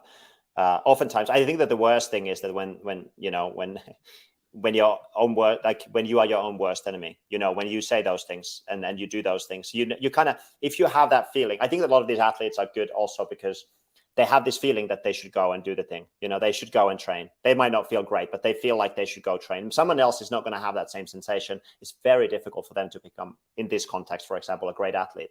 It's those people who have that feeling that I should go and do this and then can take action on it that will be more successful. And this is obviously true in other areas of life as well. It's fascinating to me that but I get it. The more out of shape people come, the less they want to move, right? No one wants to drive their car if it's a piece of shit. Yeah, it's also that it takes energy to change, right? Like your nervous system uses a lot of glucose, a lot of fuel to make a change. It's more difficult. It's much more easy to feel pain in your shoulder if you had shoulder pain before. It's harder to feel it in your hip. You know what? Like these pathways are carved into us. Like using the same old pathways, it's very energy efficient. So we default to doing what we've always done. Wow. There's almost like two different because there are so the people are surviving in such an unhealthy state on the planet now. There's almost, and then on the other hand, you have people like Bjorgvin on the planet also with us. It's almost like it's becoming two different species. It really is. It's bizarre. Yeah, It's almost like it's not the same. The same protocols don't work for them. It's like, is the difference between like a diesel truck and a gas truck. I mean, it's just, it's not that they can't be the same. It's not like we couldn't just like hold Bjorgvin down and pump him full of glucose for a year and you know, turn him into one of those, or we couldn't take someone. Well, I don't know. I think people can get so unhealthy that they can't come back. Yeah, maybe, but like, I think of like the people in my environment, and I think one of the responsibilities of friends and coaches, etc., is to make sure that they never get to that point, right? To that point of no return. And I think this is where being a part of a community, or parents, or being a parent. Yeah, but having a community of some sort, whether it's a family unit or whether it's a, let's say, a CrossFit community or any other community, I think that one of the roles of the community is to provide feedback to the individual about their actions. So then this is where it becomes really important to make sure that you are in the right community for you. You're in the right environment so that the people around you are making you make the right decisions, because otherwise you feel so ashamed or you feel excluded. Like, right. Yeah. Right. That's not good. Don't do that. No. Any value in riding the assault bike backwards? I mean, why not? Let's say that in the last 9 months, we haven't done it. And then we did it maybe once. No, I mean, you could ride assault bike backwards. Why would you? What would be someone's reasoning, though? I mean, walking backwards is a lot more, like, there's a lot more going on if you walk or run backwards. Whether you want to pull a sled, like very trendy knees over toes guy, or whether you're just walking outside backwards and have this different visual flow and vestibular, like, balance stimulus that you want to get going forward. There's a lot into that, but I don't know about that assault bike. Yesterday I was every once in a while I'll ride it backwards, not very fast, and I let go of the handles too, because I want to try to sit really erect when I do it. But it's weird. It's like I don't realize the pressure it puts on my knee to ride the assault bike until I ride it backwards, and then there's like I don't know. I just thought of it yesterday. I was like, okay, I'll ask Jami. Could be a warm up thing. I ride it very slow backwards. You know, like under 50 RPMs, like it was like at 49 RPMs. Okay, I'll promise I'll explore this tomorrow. Okay, I'll text you. And what about and I've been walking backwards on the assault runner, yeah, because of the trendiness of it. Yeah, so here's the thing. One of the problems with assault runners or any kind of stationary cardio equipment is that what you don't get is the visual flow, right? Moving through space. And turns out that this is something that we've evolved to have. So it's quite a strange stimulus for your brain. Your legs are doing the work, your arms are doing the work. Let's say you're running on a treadmill, but the visual field does not change. This is like, there's a kind of like a dissonance, between what you're supposed to experience and what's happening. So it's not that it's terrible for you, but if I have the preference, if I can get the athletes to run, bike, move in space, I much prefer that than the stationary machines.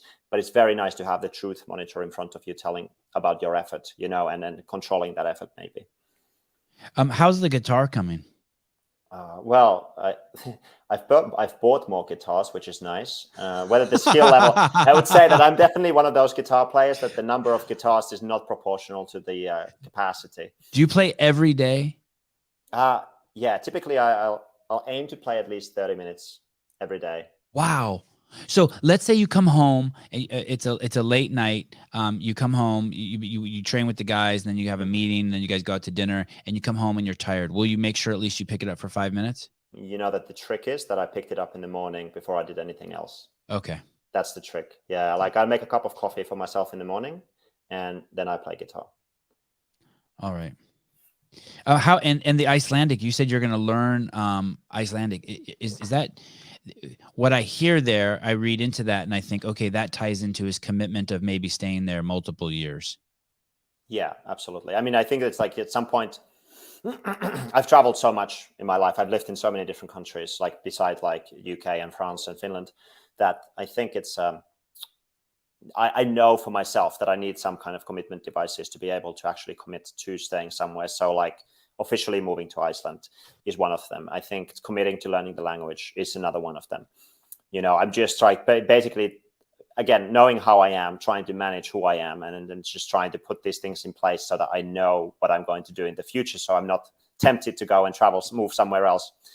So it's definitely a conscious strategy. Plus, I think it'll be kind of cool to know that language. It's kind of useless in some ways that there's so few people who speak Icelandic, but if you are in Iceland, then it becomes all of a sudden very useful.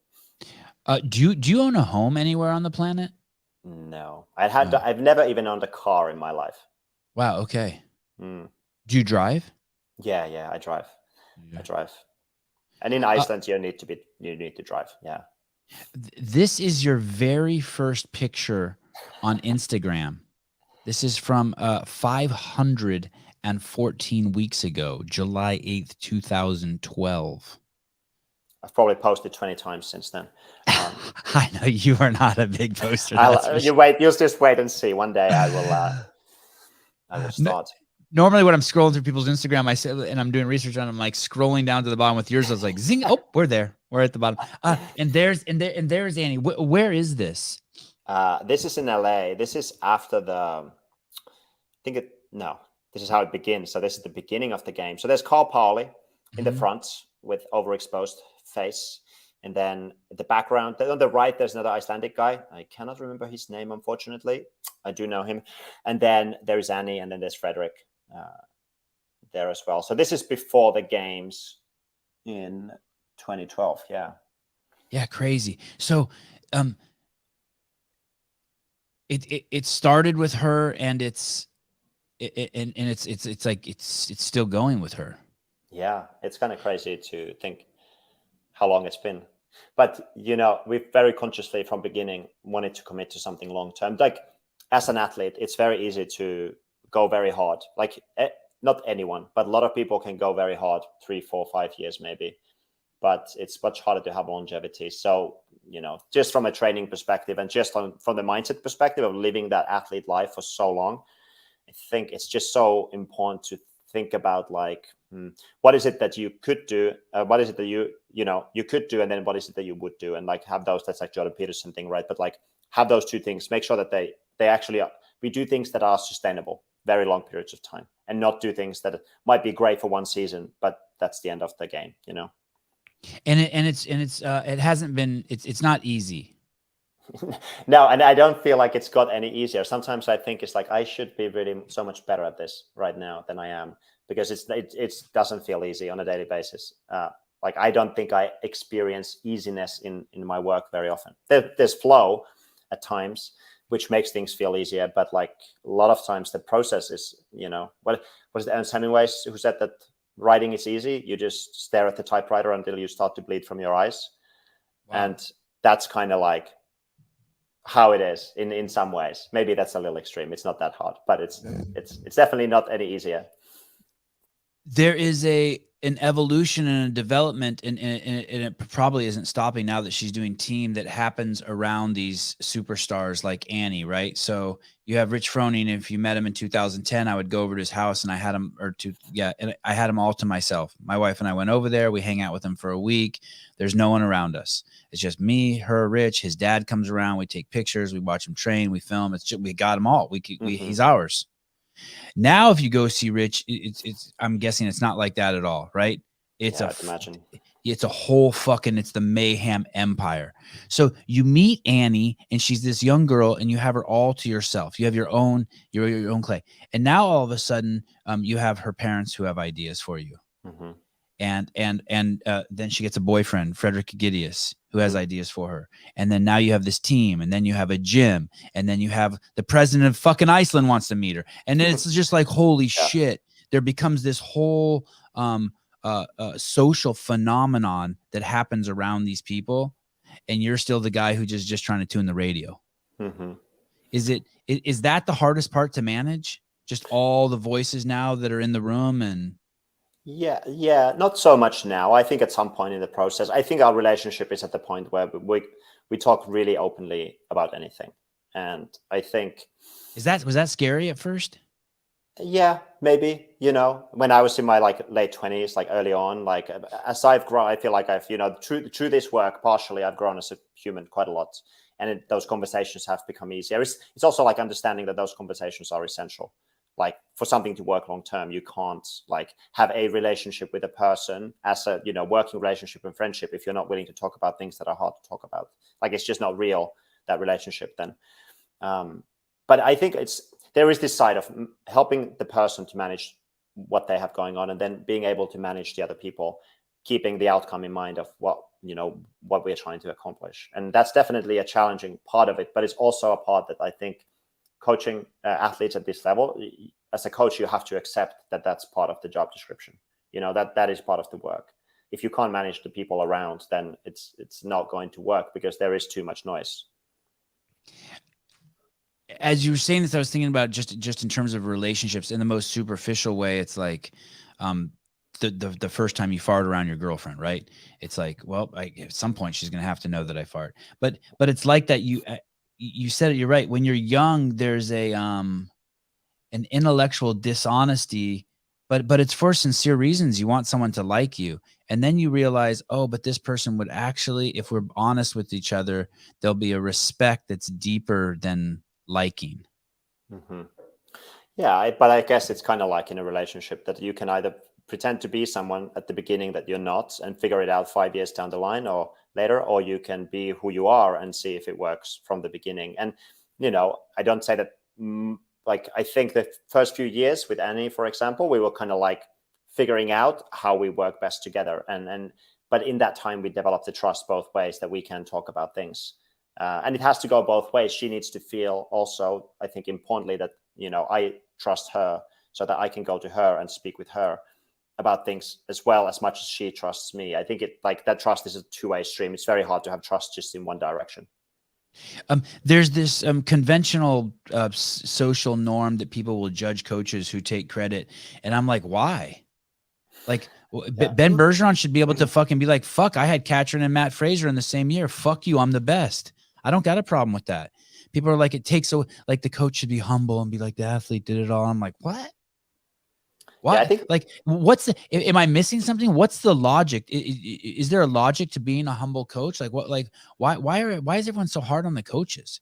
Why can't, like, they just want the coach to teach and shut the fuck up and get out of the way? It's like, wait, what? Why? Don't you want the whole team to just have swagger? Yeah. I mean, there's a lot of different levels of this to answer it, both specifically and generally. I think that, and by the way, I'm not accusing Ben of doing that either. I've always thought of him as a humble man, but some people are like, oh, he takes too much credit. I'm like, too much credit? I'd have a shirt saying I'm the best.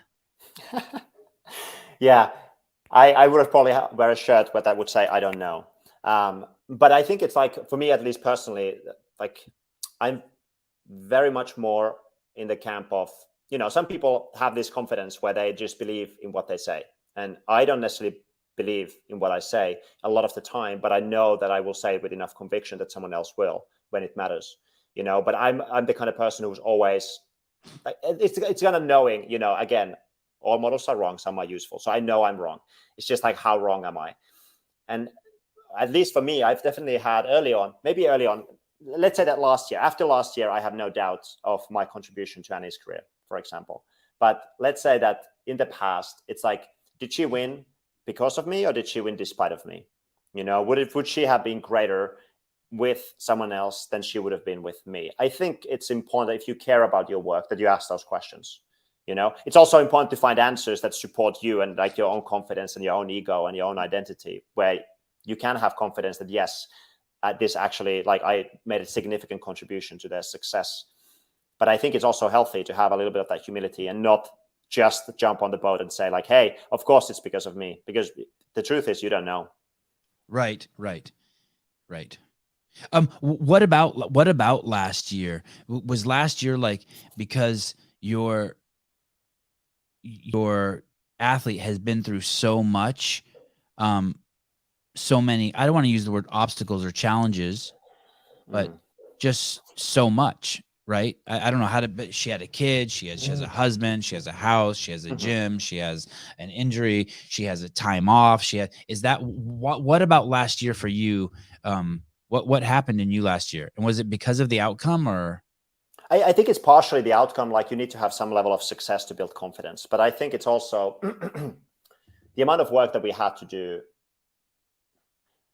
I'd say to have the specific, you know, like, like, I have this specific set of skills. Like, to have the specific skill set that was required for her to be successful from a coaching perspective was quite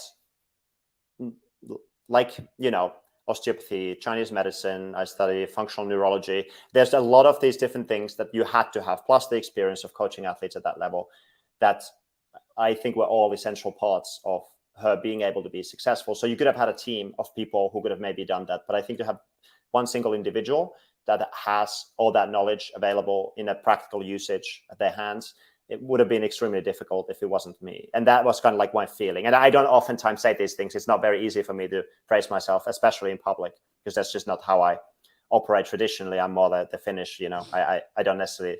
I would say you barely praised yourself. Don't worry. No one even noticed it. No exactly. And in my head, to rewind the tape. in my head, that was like, wow, he's so cocky. No, you know what I mean? But this is the thing, right? No, it was that. And then we just had some I don't even know if Annie thinks about this way, but we had, for example, I might have said this somewhere else, but we had the clean run event, and she runs back to the stadium, to the heavy bar. And she hadn't cleaned that weight before, but I had told her, look, I know exactly what you will be able to lift, and this, you can lift it.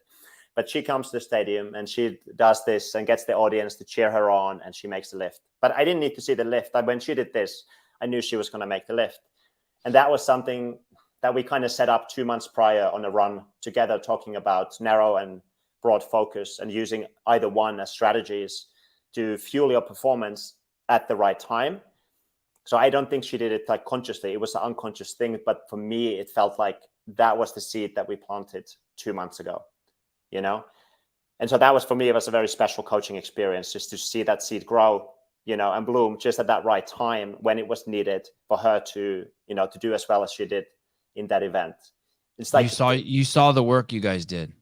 Yeah. Tangibly, you're like, holy shit. Like, maybe other people can't see it, but like I see it. Exactly. So they were like, that was one, like a very, for me, obvious example of that. And there were others at the games of just like planting all these little seeds, trying to keep them alive, and then them just like.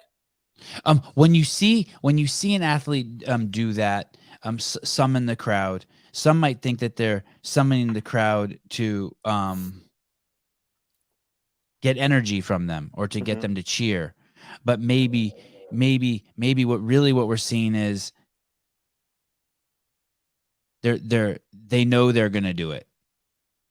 It could be. Do you know what I mean? It's a premonition, or they're putting their purpose. It's not, for an athlete as great as Annie, it's still not enough pressure, and she wants more pressure. Put more pressure on me. Yeah, but see, it's not. So I can rise to the occasion. I mean, what is that? It's not in that context specifically. My interpretation, at least, is that it's not at that moment. It's not more pressure. It's more energy. It is like in that very specific example. I think like magical energy, like literally energy. No, it's just feeling. Like if you go and lift at the gym by yourself and you're going to max out your deadlift, let's say, or you're around with 209 pounds. That's impressive. Thank you. And then, or you go and you have 3 people who are just like, they're just about at the same level as you, and they're all pushing freaking hard, and they all want to PR that day, and you're just going in a rotation around the barbell. It's like, that's the energy, And I think that's just the social connection that you have in that moment, and you create this expectation, and you, of course, will have all these physiological changes as the consequence of that. I would say it's more that if someone wants to conceptualize it as energy in whatever way they want to. I just use it maybe more metaphorically to describe the internal chemistry of the athlete in that moment. It's like they're self-regulating their arousal levels by external means, and the audience is their means. Do you think that the baby and the hormones that come with having a baby affected Annie, made her a better athlete? Do you think there's any value into should all the games athletes get knocked up? Well, you know what the Soviet Union, what they used to do is they would get the female athletes pregnant and then abort, and then they would get these hormones, but not the baby. That was their strategy. No shit. Yeah. I interviewed Darian Weeks a few weeks ago. He's a UFC fighter, and he said that 3 weeks before the fight, he does something called edging. Do you know what edging is? Yeah, he does edging for 3 weeks. He doesn't let one fly. So he has sex with his wife, but just doesn't let one fly. Do you think there's any? Yeah. I mean, you're the neuro feng shui Chinese medicine biologist. What is there any truth to that? Yeah, I mean, I can see that what could happen is that your testosterone levels are extremely high because you're just looking to mate, essentially, right? So you're using that testosterone to create aggression towards the other individual.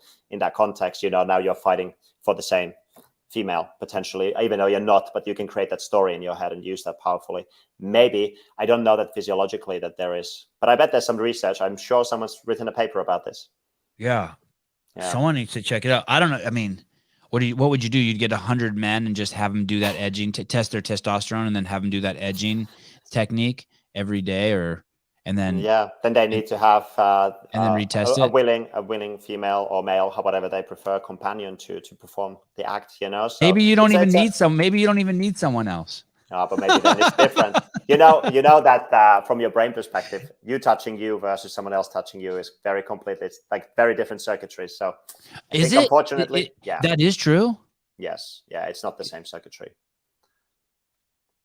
So it's very different. I mean, obviously there's pathways. Part of the pathways are the same, but like, wow, the higher sensors in the brain, yes, it's going to be different. So you've seen studies on that? Yeah, there is very clear research on this, on a specific brain area that's called the insular cortex.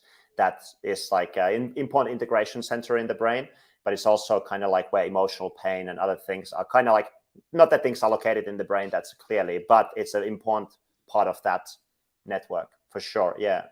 So people who are just sitting around watching porn all day beating off are missing out. Oh, yeah, I mean that's kind of like a given, isn't it? Though it is a given. Neurophysiology for that. It is a given. It's just crazy how many probably people fucking do that, as opposed to like, hey, show some discipline, go out and exercise, and run around the track, and maybe you'll meet a girl or a boy or someone over there.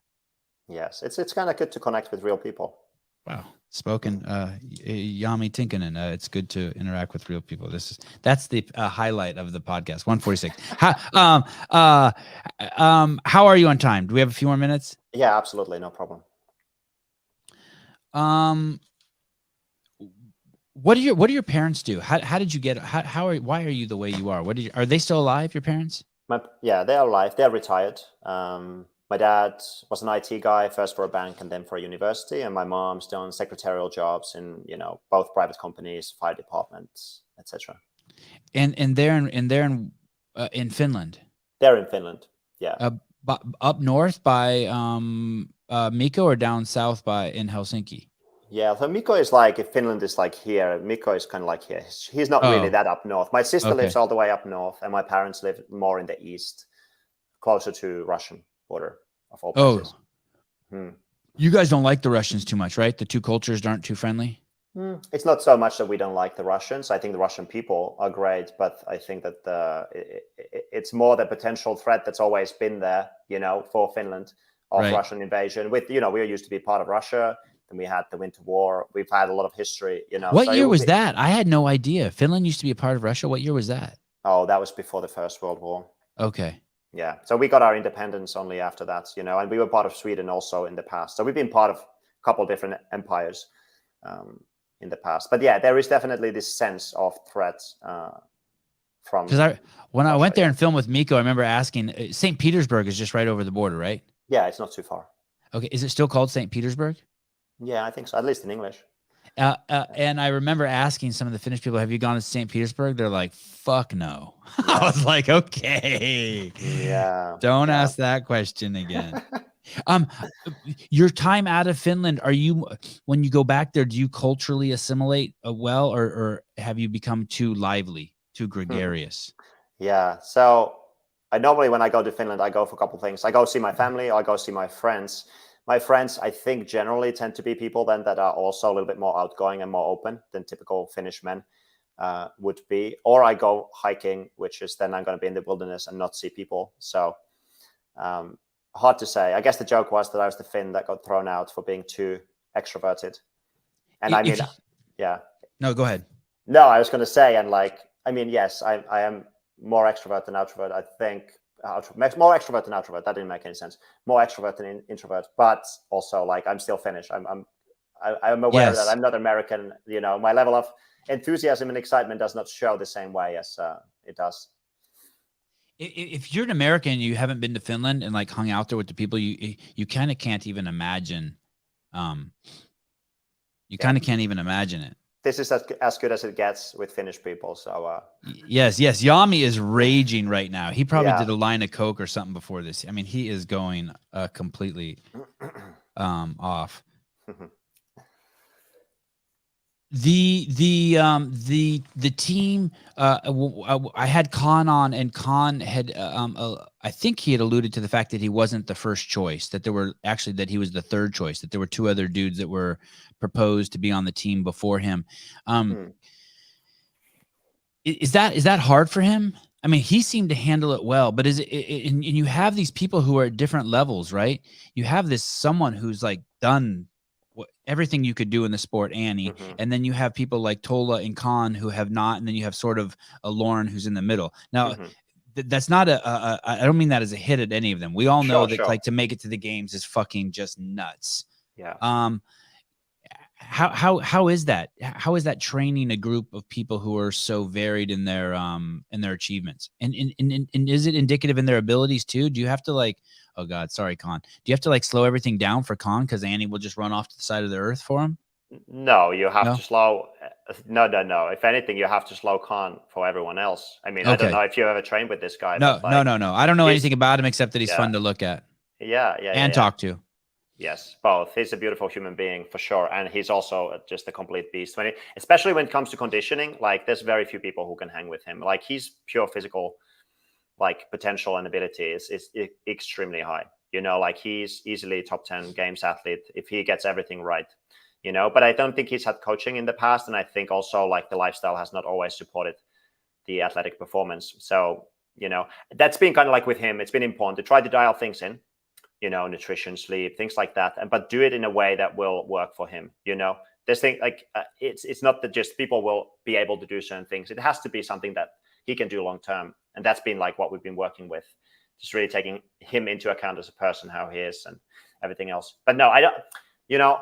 Khan, honestly, like let's say him specifically, even if he wasn't the first person we asked, like he is absolutely the right person for the team. Like I could not be happier, both for an opportunity to help him with the things that he needs help with. That's exciting for me as a coach, as a person, but also with everything that he brings to the team. I mean, you had a long conversation with him, the depth of him as a human being. Incredible.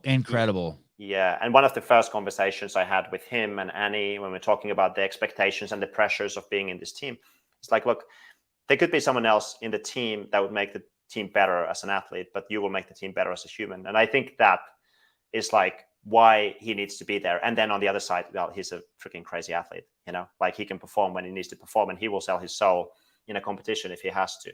So for me, like I would have been really in hindsight, if I could have like had a couple of different outcomes of who's in the team, it would have been very sad if he wasn't, So when you go to the games, you'll have Bjorgvin and you'll have, will you also be Frederick's coach at the games?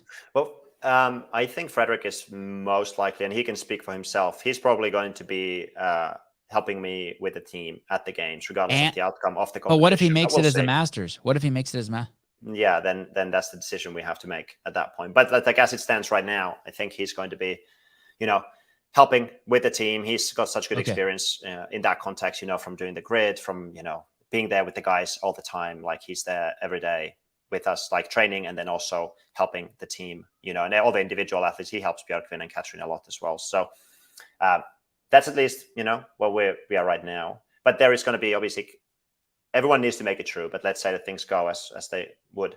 So Björkvin and Katrin as individuals. Hopefully Henrik is going to also make it this year. Again, he's in a good shape.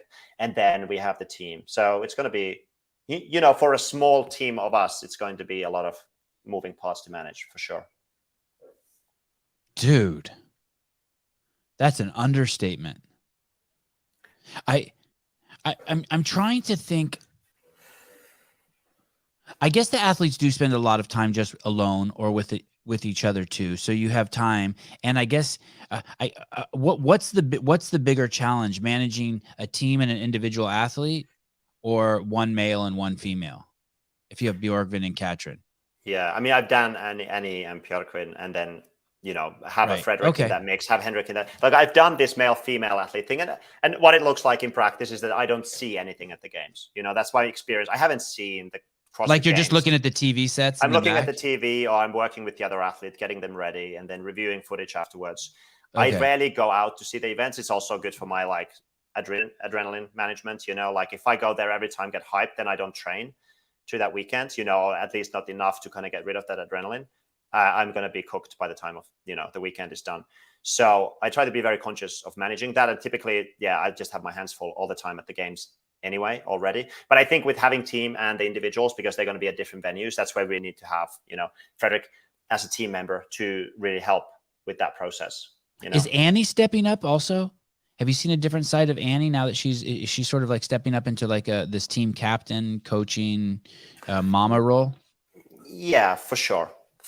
And she's always had strong thoughts about how things would be done. It's not like this is something new. So I feel like it's very natural for her to step in that role. But I also feel like it's important for the team to have everyone capable of stepping up in that role. It's more like a meritocracy than dictatorship. I think that's really like, we should have the best ideas. Whoever has the best ideas, we follow those ideas. But that requires leadership abilities from everyone. And oftentimes the people, if they don't speak up as much, if they say something, it's going to be so much more powerful. The person who talks all the time, the words just lose meaning, right? So everyone Tell me about it. No one in my family listens to me.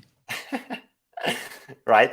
So I just think it's important that, yes, Annie can take that role, but it's been very like a conscious thing of like trying to make sure that everyone can take that role. And especially those who don't feel so comfortable with it will take that role, because it's going to be so much more powerful coming from them. Man, I'm excited. You guys, today is Monday. Friday, you guys take the floor? Yeah, Friday, Saturday, Sunday, yeah. And then will you go back to Iceland, or will you go to wherever Katrin's going? Straight from there? So go back to Iceland. We'd still have a couple of weeks to train in Iceland, and then go to London just before the competition. Okay, so it's not just the following week. No. This is like the first weekend, and then the other one is the last weekend. So who will go with you and Katrin? Anyone else? So Henrik is going to be there, Harpalainen, and then we have Ludwig Hansson, who's also Henrik's training partner. He's been working with us for a long time. How about Frederick? Will he go? No, not on that trip. He's going to stay and make sure that the other guys, the team is getting taken care of as well.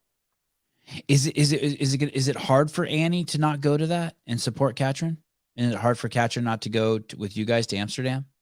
Yeah, to a degree. I think for Annie, obviously with Freya, with having a child, it's like it's always easier to stay with your baby than to do anything else. Yes. But yes. But at the same time, yes, they would both love to support each other for sure. And I know that Katrin would love to be here. But she's a professional. She knows she has to train. She can't take a trip right now. It looks like we have Annie scheduled for after the semifinals, and I guess this will be a question for her to ask. But man, it must be a trip for her.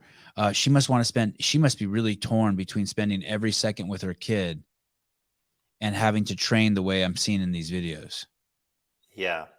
And there's a level of compromise in every direction. I think it's like, I think some training like groups might run very like extremely tight schedules. I always think of, for example, we need to run schedules that will work for this group as a whole. And there's going to be compromise in different directions, but we have to get the work done, kind of what we alluded to before. Not have a schedule that doesn't actually work, that's not realistic. So of course there are some like compromises that have to be done with that, but I think she's doing a good job at managing it. But I'm sure that is very difficult also to be a part, because the training has to be done. Yeah, I know my kids are asleep and I don't even want to come do the podcast. Yeah, I'm like, no, I don't want to be there when they wake up. Nice. Jami, thank you. It was great to catch up with you. Yeah, it's been so long. Really enjoyed it. I knew that before talking to you that you had taken on an incredible task with that crew of people, and I was really excited for you. But I also am crazy impressed that you don't show any signs of bearing the weight of all of these people on you. But I know from the research and the videos I've done on you and talking to you that you take it fucking with absolute seriousness, their well-being. So congratulations, kudos to you. Congratulations to everyone who gets to work with you. And hopefully we get to talk again soon. I'm excited. Maybe even I can bug you throughout, and with no pressure, of course. Like if you can, you can, you can, you can't, you can't, you can, you can, you can't. Fuck. Exactly. You know what I mean? Exactly. Yeah, absolutely. Yeah, if I can, I will. Okay. So I have your phone number, so I'll text you probably throughout the weekend and try to bug you. If I can get 5 or 10 minutes, that'd be great. If not, you know that I'm sending my love. Yeah, absolutely. Cool. Yeah, for me at that time, athletes always come first before me as well. So, but then, yeah, if we can, let's do it. Guys, thanks for checking in. Thank you to Jami, and we'll see you guys tonight with Brian Friend as we talk about the semifinals.